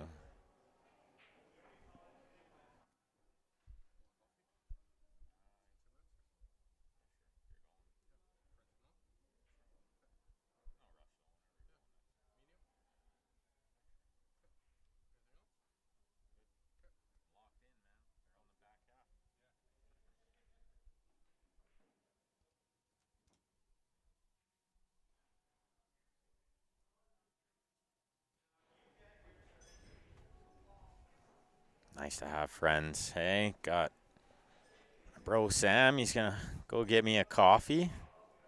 Oh, cappuccino anyway, you know, a little Tim Hortons action.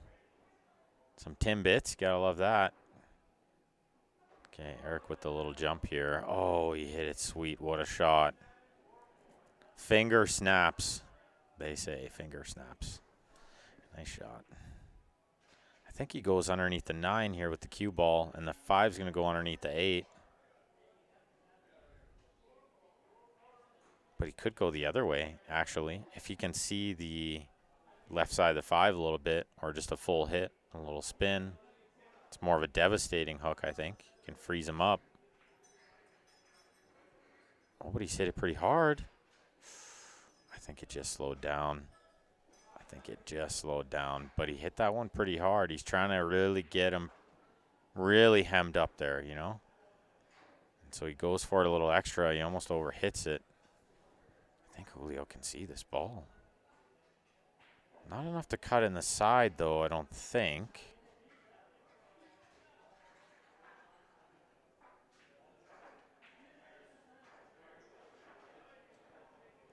Maybe only the corner, but then the scratch in the side's got to be on.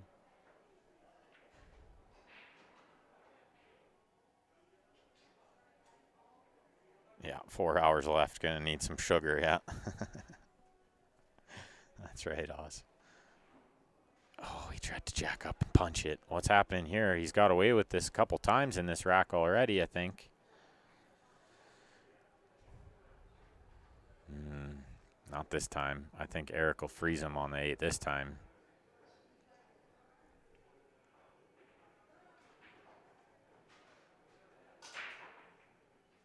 Okay, so he didn't freeze him. Didn't go for the real devastating one. Went for the sure thing. Sometimes you can try to play that with the inside, and then it can get a little funny. Yeah, he shot a little quick, too. I thought so, too. For how big the shot was, you know. Sometimes I just want to get up there and shoot it right away, too, though. I'm just bundle of nerves. Can't imagine playing for this stack.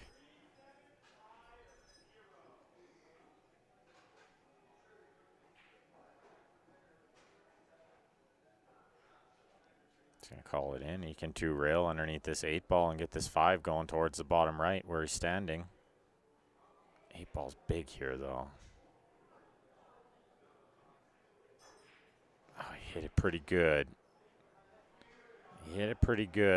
And the speed was nice because he's getting the separation, which he got. You got to make Erik work for this one.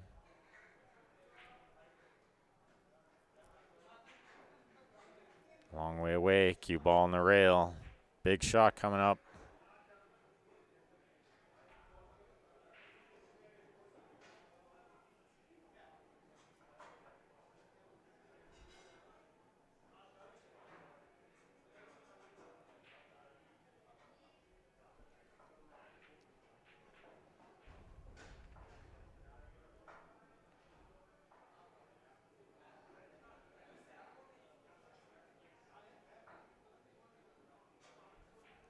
Big shot here.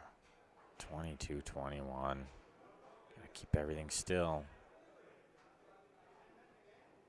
You could see it slide off his tip. He might have been overcutting that anyway, you know?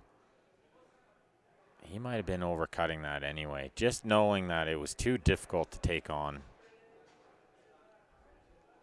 You love to think you can take that one on, but sometimes you just gotta take your medicine, overcut it safe.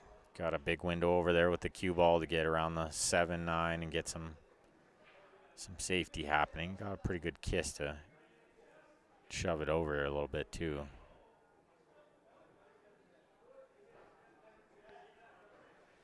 What's Julio got in return here? Safety, I'm sure. I don't think he can cut this ball in. What kind of safety? Not an easy one from here. That's why I see him stop dead in his tracks here. Tricky one.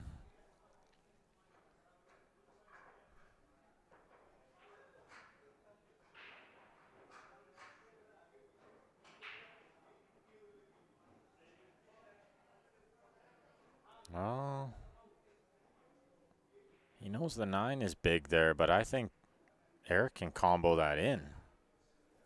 I mean, he might even be able to slip the 5 by there now. I feel like this is a big rack. Does this feel like a big rack?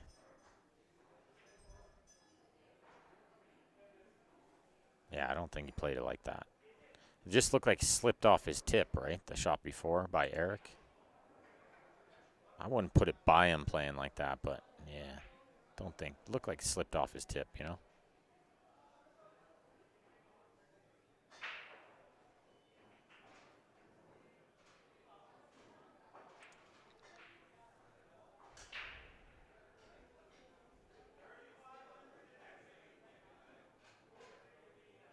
Sounds like the runout pot on Saturday here is at 3,500. If anybody's interested in coming down for that, might book a flight for that one. Here's the shtick. It's a rotation runout. And you think that would be like so hard, nobody ever do it? Guy did it on week 1. Probably in the chat there, Mike Isaac. Break and run out a rotation rack. If you got a really good rack and you got a good break, like a good 10-ball-ish break where you're making like 3 or 4 balls and you're getting shape on the 1, then it's very, very possible. Big shot here. Is he playing the 9? Yeah, I figured he was. And this is going to sell out a shot. This is going to sell out a shot. Erik not thrilled, and this has got all the makings of going 22-22.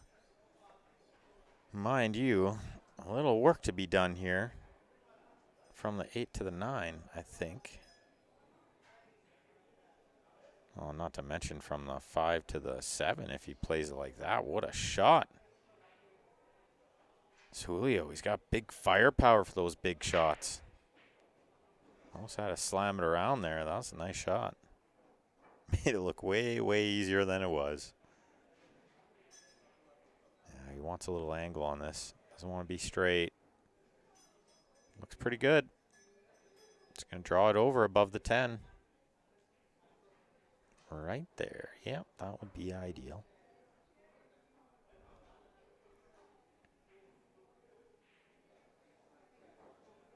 Looks good. He's hitting them good. These guys are both putting on a good show. What a match, and they match up so well. It's going to be a race to 13 from here.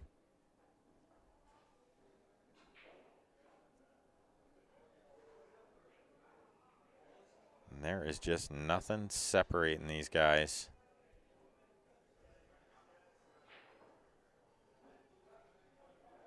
Missable these can be sometimes. And I mentioned before, table 23, which you see at the top of the screen, it's got a little bit tighter pockets. This one, too. These 2 tables, they were brought in later on. We've had the other 8 for quite a while. These 2 we got last year. Something about the new rubber on the shim, the facing, maybe just plays a little tighter. Julio knows that, so he just puts it in the art ski. 22 all. What a match. Always close, these guys, like Joshua says there. Unbelievable. I think they match up not bad.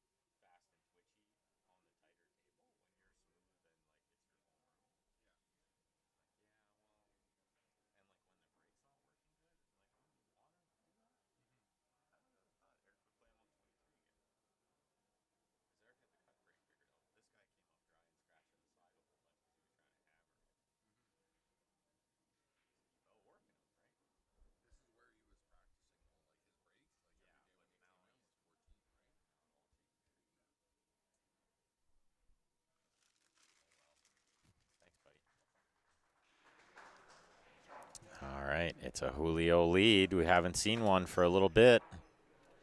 Pretty quick. Doesn't take them long to get it done, right? Yeah, after this, they should do a race to 120 next time they play. I agree, Joshua. I agree.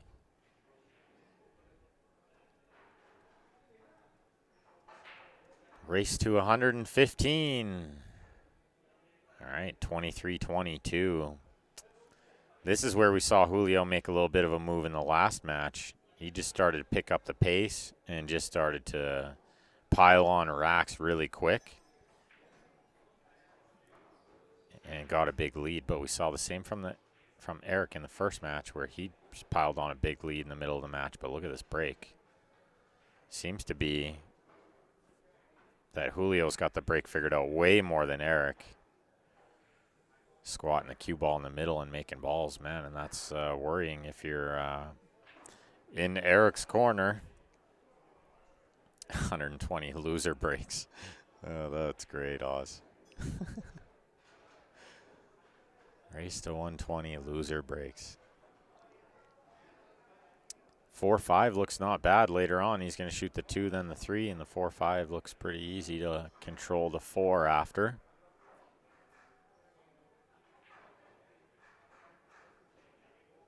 Look out. Oh, I thought that one was getting away from him a little, going towards the 10. He did land a little straight in-ish. He's going to power up the draw shot here. But you can see him picks up pace. And like any good player, when they smell blood or when they start to feel a rhythm and they start to feel confident, it can be tough to stop.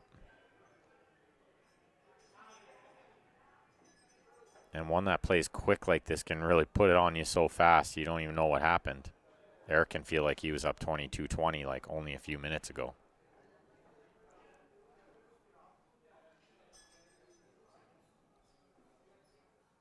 Still some work to do with this rack. See him reaching quite a bit. Hits that one pretty smooth. If he's got to deal with the 9 a little bit with his cue, this can be very, very difficult. And I think he does. We're going to see that's going to slow him right down. He's going to stop in his tracks over there. I'd love to be over there. A little bounce off that rail. Can he cue clean by the 9? Yeah, you see his hands right there, and he's jacked up. This 4 is really tough to control with side spin.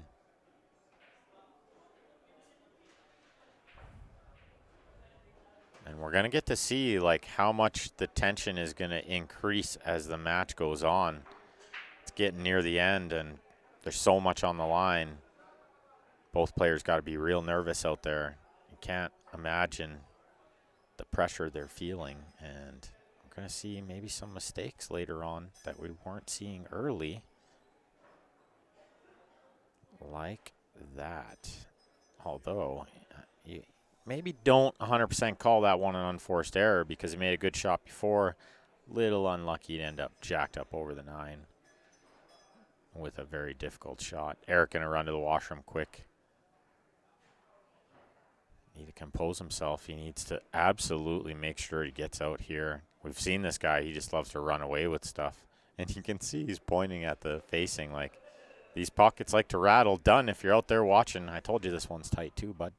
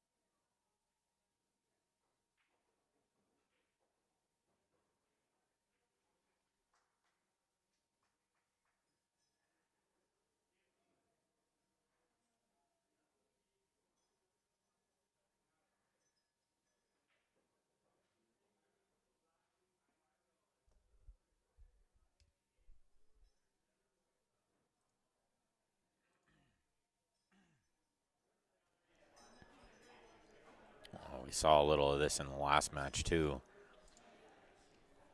Erik starts to struggle at this stage just a little bit. And he's got to be careful here. Julio can really just run away with this.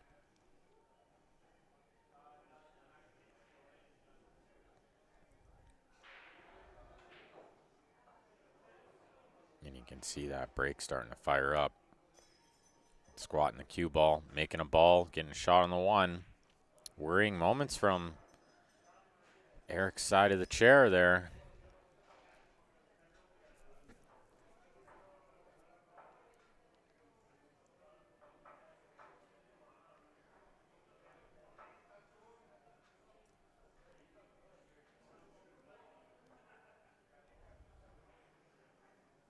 Oh, we see this from Julio.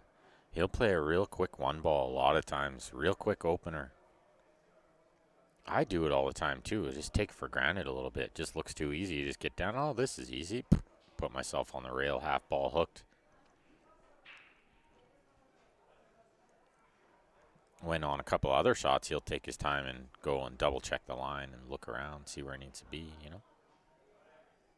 Crashing, kissing again. Looks okay.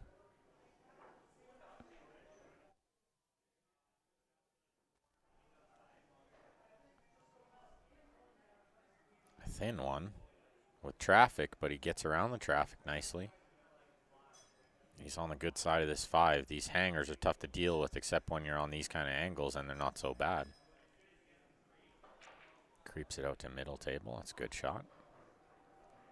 Race to 35, Luke Ross. It's a race to 35. Whoa. Oof, as they say. Oof.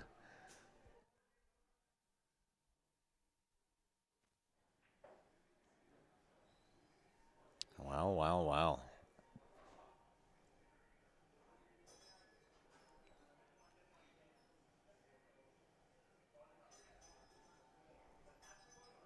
Well, well, well. Needs the extension on the back of the cue here, and then he's got to play a tricky little safety.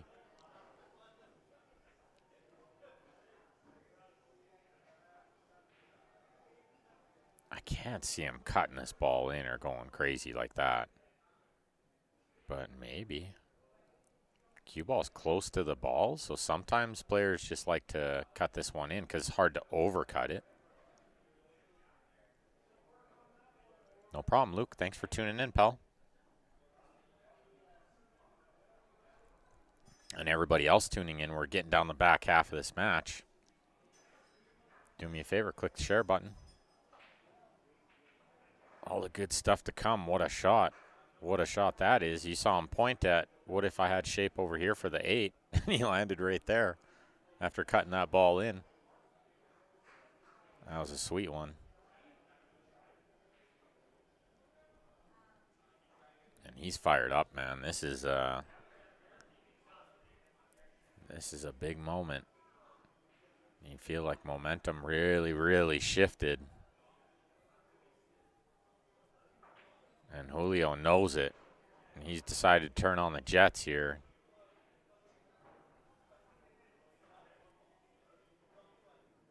Got the extension on to shoot that ball. Going to leave the extension on to shoot this one. It don't matter. It's a hanger.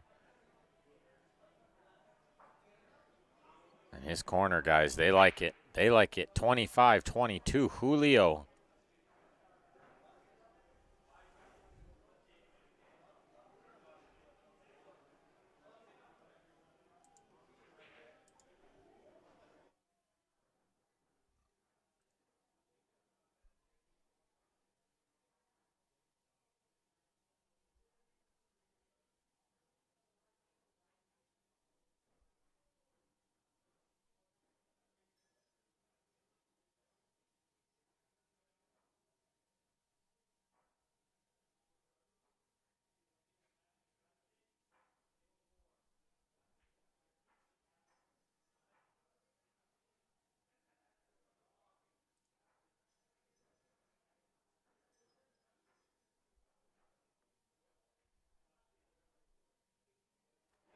Really seem to find this break later on in the match. Let's see if he can squat another cue ball.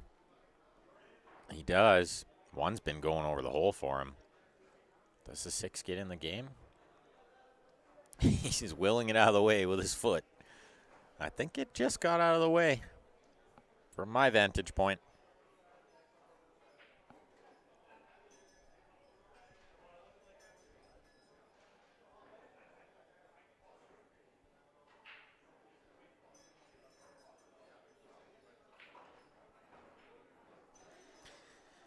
Again, we just see this on the 1 ball, right? You can just get a little out of position from the 1 to the 2 often, but I think he's okay here. I think the 2 passes the 3, and he's going to be in luck. If it didn't, he was going to be playing some weird safety. But I think this goes, and the runout's on still. And only 10 games to the finish line. You know he smells it. He wants to get out of here with the tomatoes, you guys.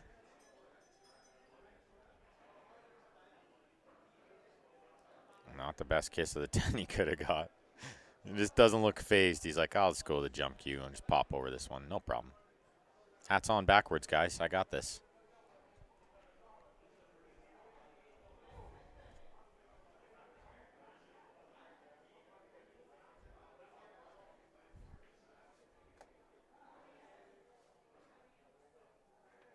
Yeah, tricky one because you got to get high elevation with the cue.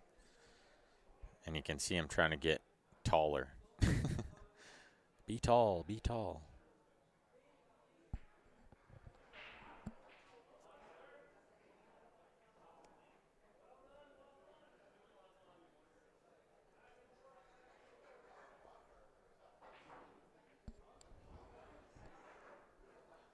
Is this their last and final set? I don't know, Gito. I'm going to think probably not. Let's say if Erik wins, this guy's coming back for another set. 1,000% of the time. He's going to ask. If Erik loses, I don't know, man. Just don't know. Try to jump that one too, eh? I don't know, man. I think he had to kick that one. What do you guys think? You think he had to jump the 4 too? Yes, Don. We're on YouTube as well tonight. That's correct.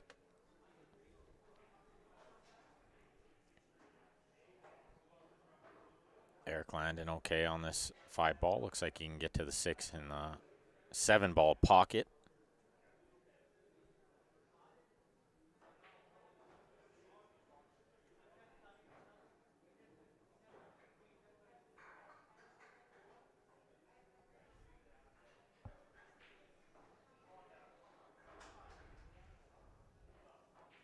No, he's drawing across, and how sweet is that stroke? And I'll tell you what, man, there's only 3 games difference between these guys right now. Erik's got the heart of a champion. I don't think he's that panicked yet. And I know he has the heart of a champion because I've lost to him in finals. I've won team tournaments with him where we were in some crazy spots. You never think we come back. And he'll show it right at the end, you know. He'd just bring it when we needed him the most. I've seen it so many times.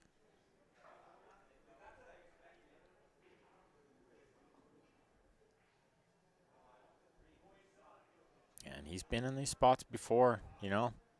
Just the kind of player, he just never really give up, and he just fights so hard. If anything, right now, he's trying to think of what kind of mental warfare can I play to slow this guy down? Can I do something to shift the tide? Fargo Fair Match 10-ball tournament coming up next weekend here at Leather Pocket. Check it out, guys. $100 entry fee. Only a $10 green fee, capped at 64. And we got like 40 players, I think. Getting near 40 now. And that's a nice one. It's a big handicap. Like 12-3 is the toughest race. So I'd be racing to 12, and they'd be racing to 3. And then anywhere in between with the games equaling 15.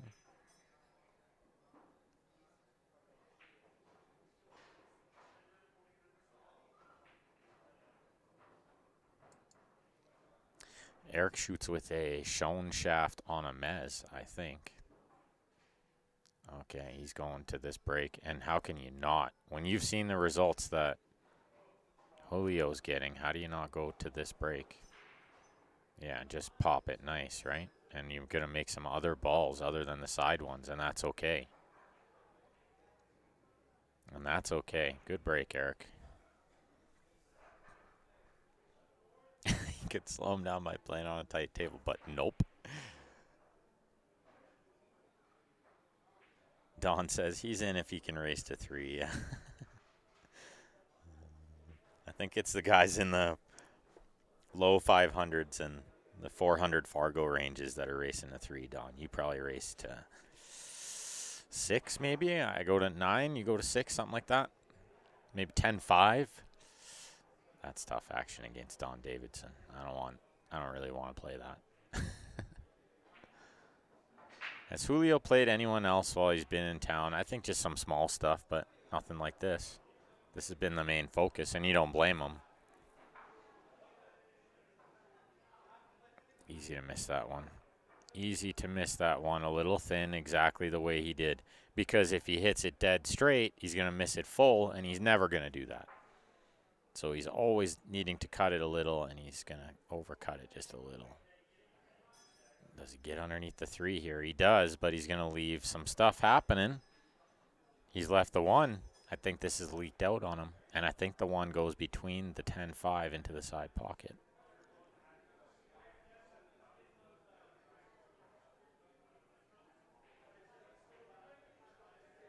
Joshua wants to know, no, I go back to 3. In the weekly tournament, Joshua? I don't know, pal.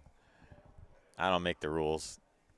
Just kidding. I used to make the rules. I don't make the rules anymore, so you have to complain to management. I am no longer management.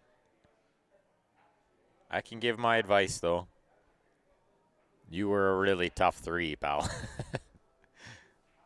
We have a handicap weekly tournament. Josh only raced to 3. I got to race to 7, or, you know, some players race to 6. Josh raced to 3. I don't like it. Josh too good for that. Nice shot from Erik there. Beautiful. That was not easy.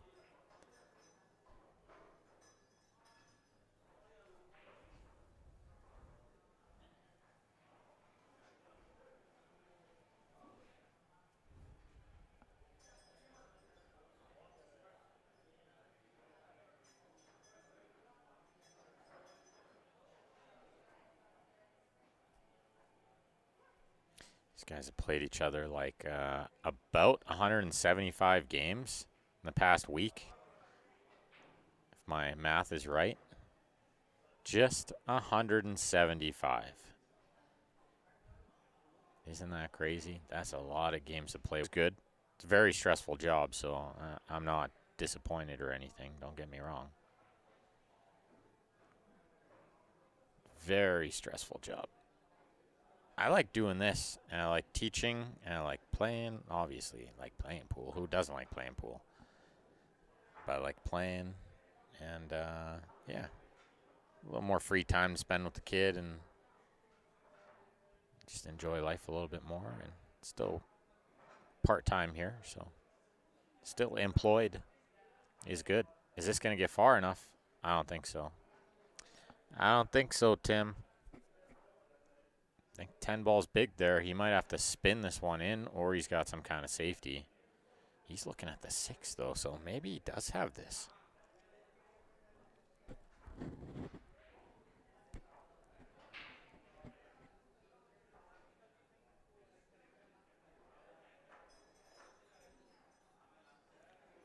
Oh, he had all of it. I thought right away he didn't get there. When he hit the 4, I thought he's coming up short here, guys. But he just got there.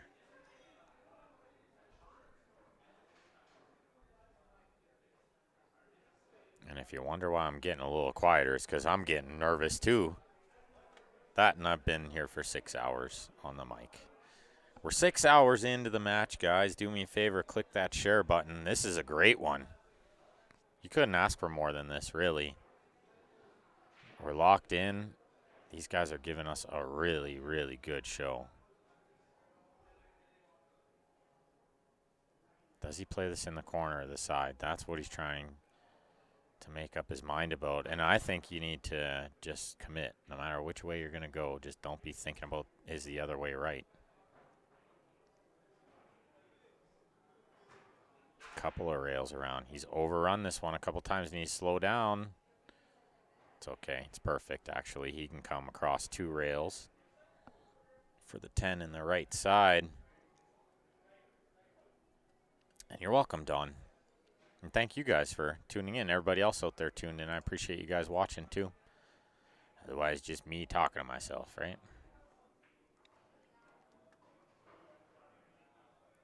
What about pro rules on the early 10s? No, no, no. When you're playing these big gambling matches, you kind of want to get them 10s over with quick, right? It's such a long match. See Erik run into the bathroom. He was probably holding it in there. He really had to go. Shout out to Predator, Jam Up, and my good buddy John Schmidt, who we'd love to have back one day. Hope he's doing well.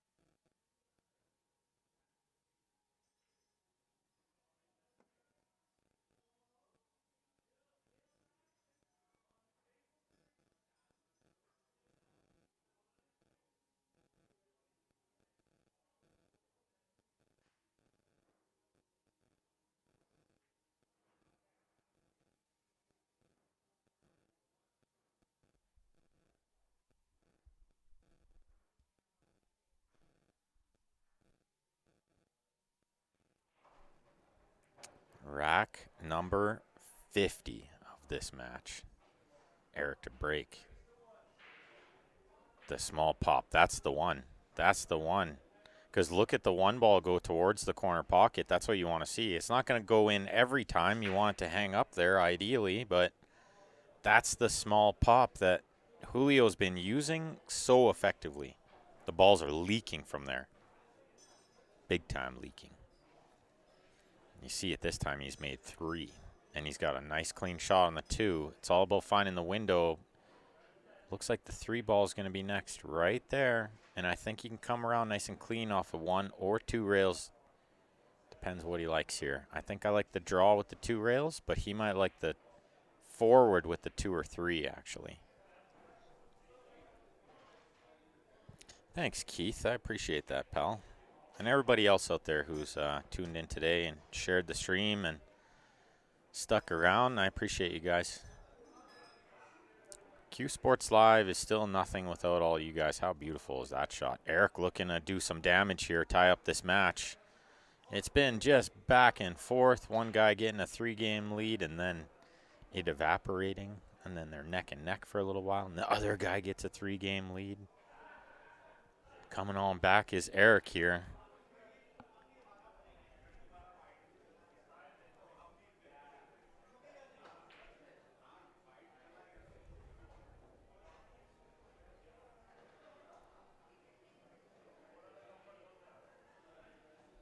Smooth. He's looking good out there right now. I tell you what. This stage in the match, well, not yesterday, on Tuesday when they played, he was a little shaky at this stage, but he is looking good out there right now.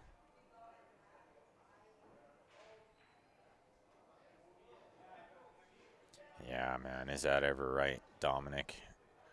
And Mr. Plow, Kevin Plowman out there, you guys are right. These top flight players like Erik and Julio, they really make it look easy out there, but it's not. Pool is such a hard game. I don't think it gets even near the credit it deserves. It's so difficult. And these guys are like real athletes out there, you know.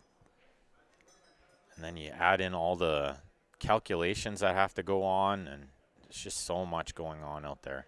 And I mean athlete. When you're racing to 35, you got to be in good shape. 10-hour match is a physical test. Pool is a physical game. Both these guys would be sore tomorrow.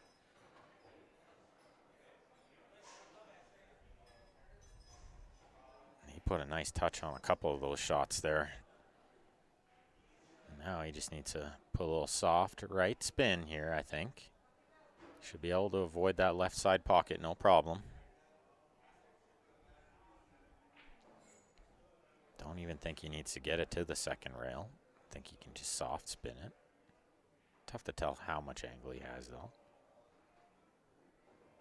Okay, so he's going to just take a thinner cut on the 10, which is smart. If you're worried about the soft spin and it's too thin, this is definitely the smarter play. You don't need to play position from the 10 to another ball. You just need to have a pocketable shot on the 10.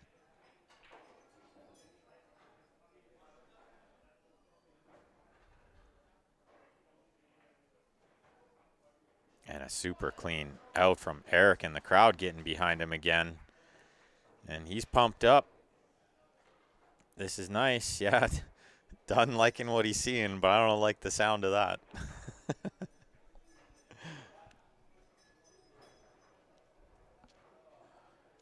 Yeah, he settled good there, you know. Really settled good there.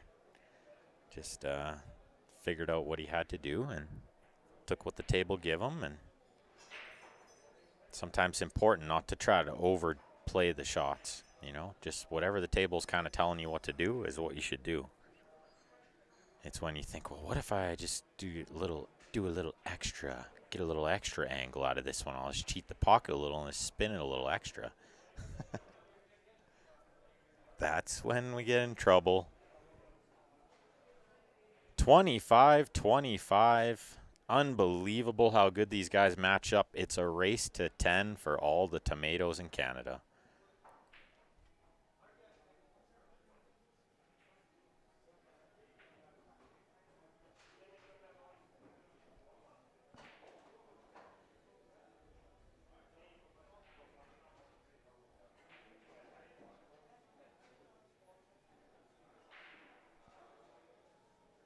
There it is, the small pop. Look at the one go over the hole and the table spring a leak. Everything else go in.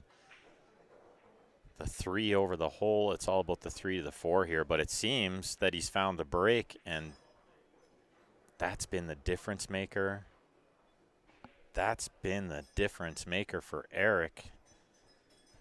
The break, because Julio's been hitting it pretty good the whole match, it should be said. He's let a couple come up dry and, you know, a little mishit here and there, but for the most part, he's been very, very successful on the break. I'd say 15 of his 25 wins have been on really, really nice breaks of his where he made like 3-4 balls. Erik's break not been as consistent, but finding it at the end of the match, that's when you want to find it. It's never too late out there. You just got to keep working hard, and he knows that. He's a champion. He's a champion out there. Erik Vargas. You've never seen him play. They call him the Eraser. Erik the Eraser. Looking to erase another one here. Potatoes, that's right, yeah. Dean wants to know how many potatoes in the middle. I'm not really sure this time around, actually.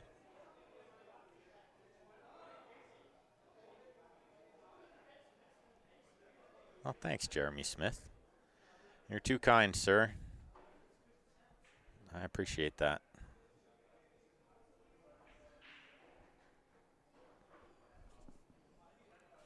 I always thought one day I'd be doing some kind of radio job, to be honest.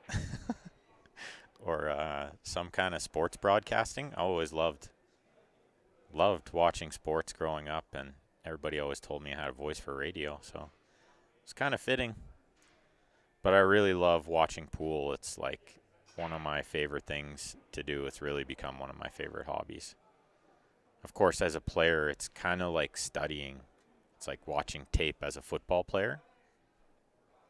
So I love it even more, but it's so easy to watch when it's one of your good friends or, like, you know, somebody consider a brother like Erik Vargas out there playing, then easier to watch when you're cheering for him. I think he's got to play a little safety here. What do you guys think? Underneath the 9. Can he thin this one in and avoid a kiss on the 9? Thinks he can. Can it come around off 3 rails? Julio's curious.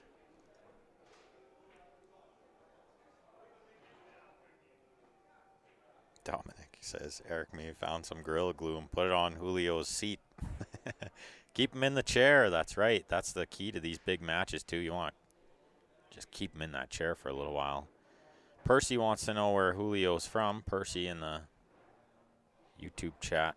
Julio's from Miami, originally from Puerto Rico, now living in Miami. Yeah, underneath the 9. I thought that was the right shot. You hate to do it sometimes because this kid right here is so good with a jump cue. I shouldn't call him a kid because I'm really not sure how old he is, but looks very young. Very good with the jump cue, very good at kicking, and this pocket for the 6 ball is quite big. I think the kick is right here. Towards the right side pocket with the kick, the 8 ball makes it a big old pocket. The thing is, it doesn't really come with position on the 7, so I think that's why you see him going for the jump. And there's maybe not too much of a two-way. Or maybe he's put the jump cue away and now he's going for the kick. That would be more correct to me.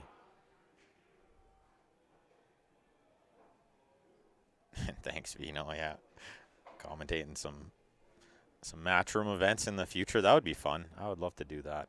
I think the future of commentary is remote. So I can sit on my couch and do some commentary, no problem. I saw John Schmidt put out a post recently that he's available for hire for stuff like that. He knows that's the future of commentary, and he'll do the remote stuff. And I think they should be jumping all over him. He's so good at it. And I love that he really makes the game sound difficult, which is something that myself and other commentators maybe miss sometimes, is making it sound as difficult as it is. Sometimes these players that make it look so easy, and then the commentators just, oh, he just went 3 rails there with some bottom inside spin. He knew he was going to get close there. And how unlucky is this? Lucky and unlucky, you could say, because he may have scratched there a high percentage, hitting it that full. But how good was the line? He hit it so great.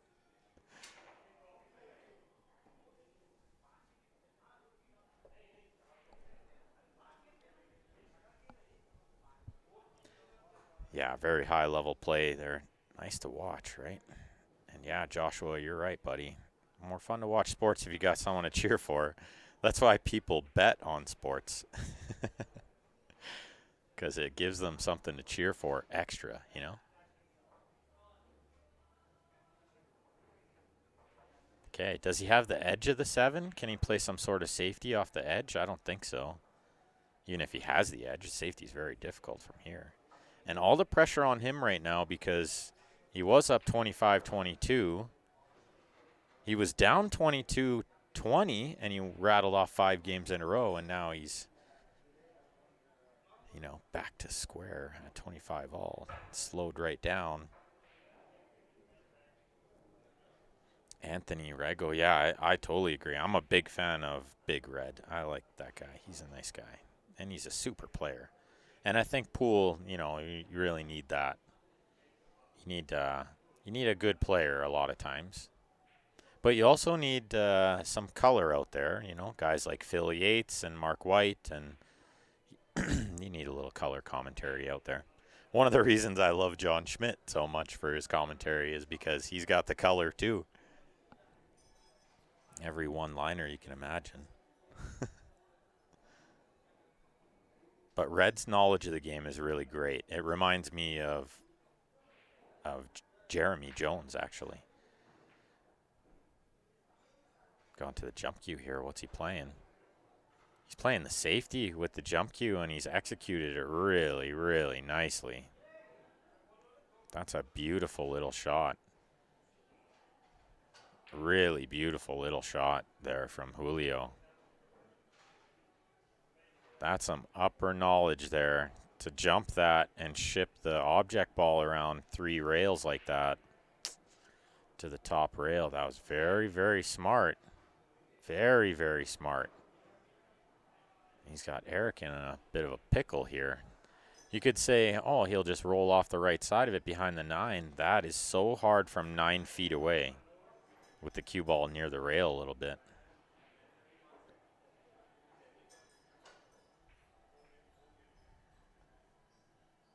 Yeah, he's in a tough spot here. Patrick Neal wants to know, not long ago, remote commentary wasn't feasible due to the lag. If they fixed that, I'm not sure. Patrick, and howdy, sir.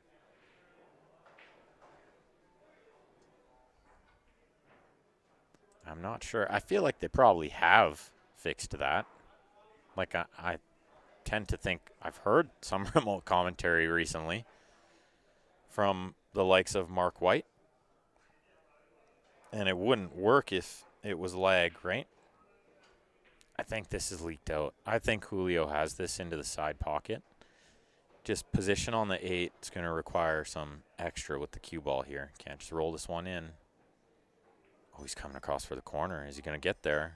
Is he going to get there? I don't think he is. He doesn't look too disappointed. And these camera angles are really, really deceiving on these shots. He might have this with some soft inside and send the cue ball off the point of the side pocket. Just like that. That's a really nice shot. Really nice shot from Julio, trying to regain the momentum here. Still needs one more. And does he shoot this lefty? Does he get the rest? Does he use the extension? I don't know if I've seen him use the rest yet.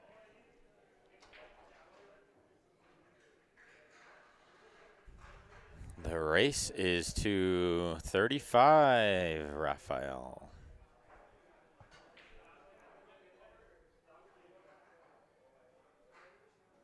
He's going to come across this one a bit and get close to the side rail. Should be okay. Still a big favorite. And it's okay, Carlos. It's not always so easy to see the race. And I know all the scoreboards are different. Sometimes they'll just put a 35 there. Sometimes they put it in the middle of the scoreboard. It's always, you know, everybody's got their own style on the scoreboard. So it can be tough to see sometimes. Julio with a nice shot on the 10 there, just speared it in, right? Fearless. That's how you can tell he's young, too, I think.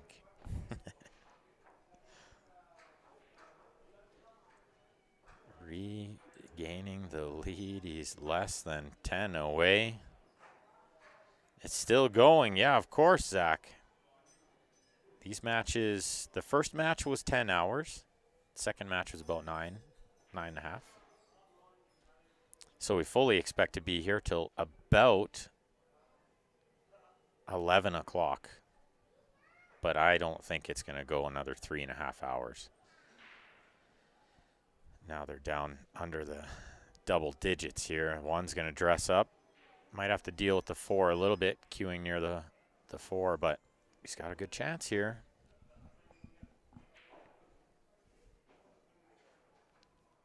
If he can get position on the 2, everything else looks pretty nice. They're all wide open.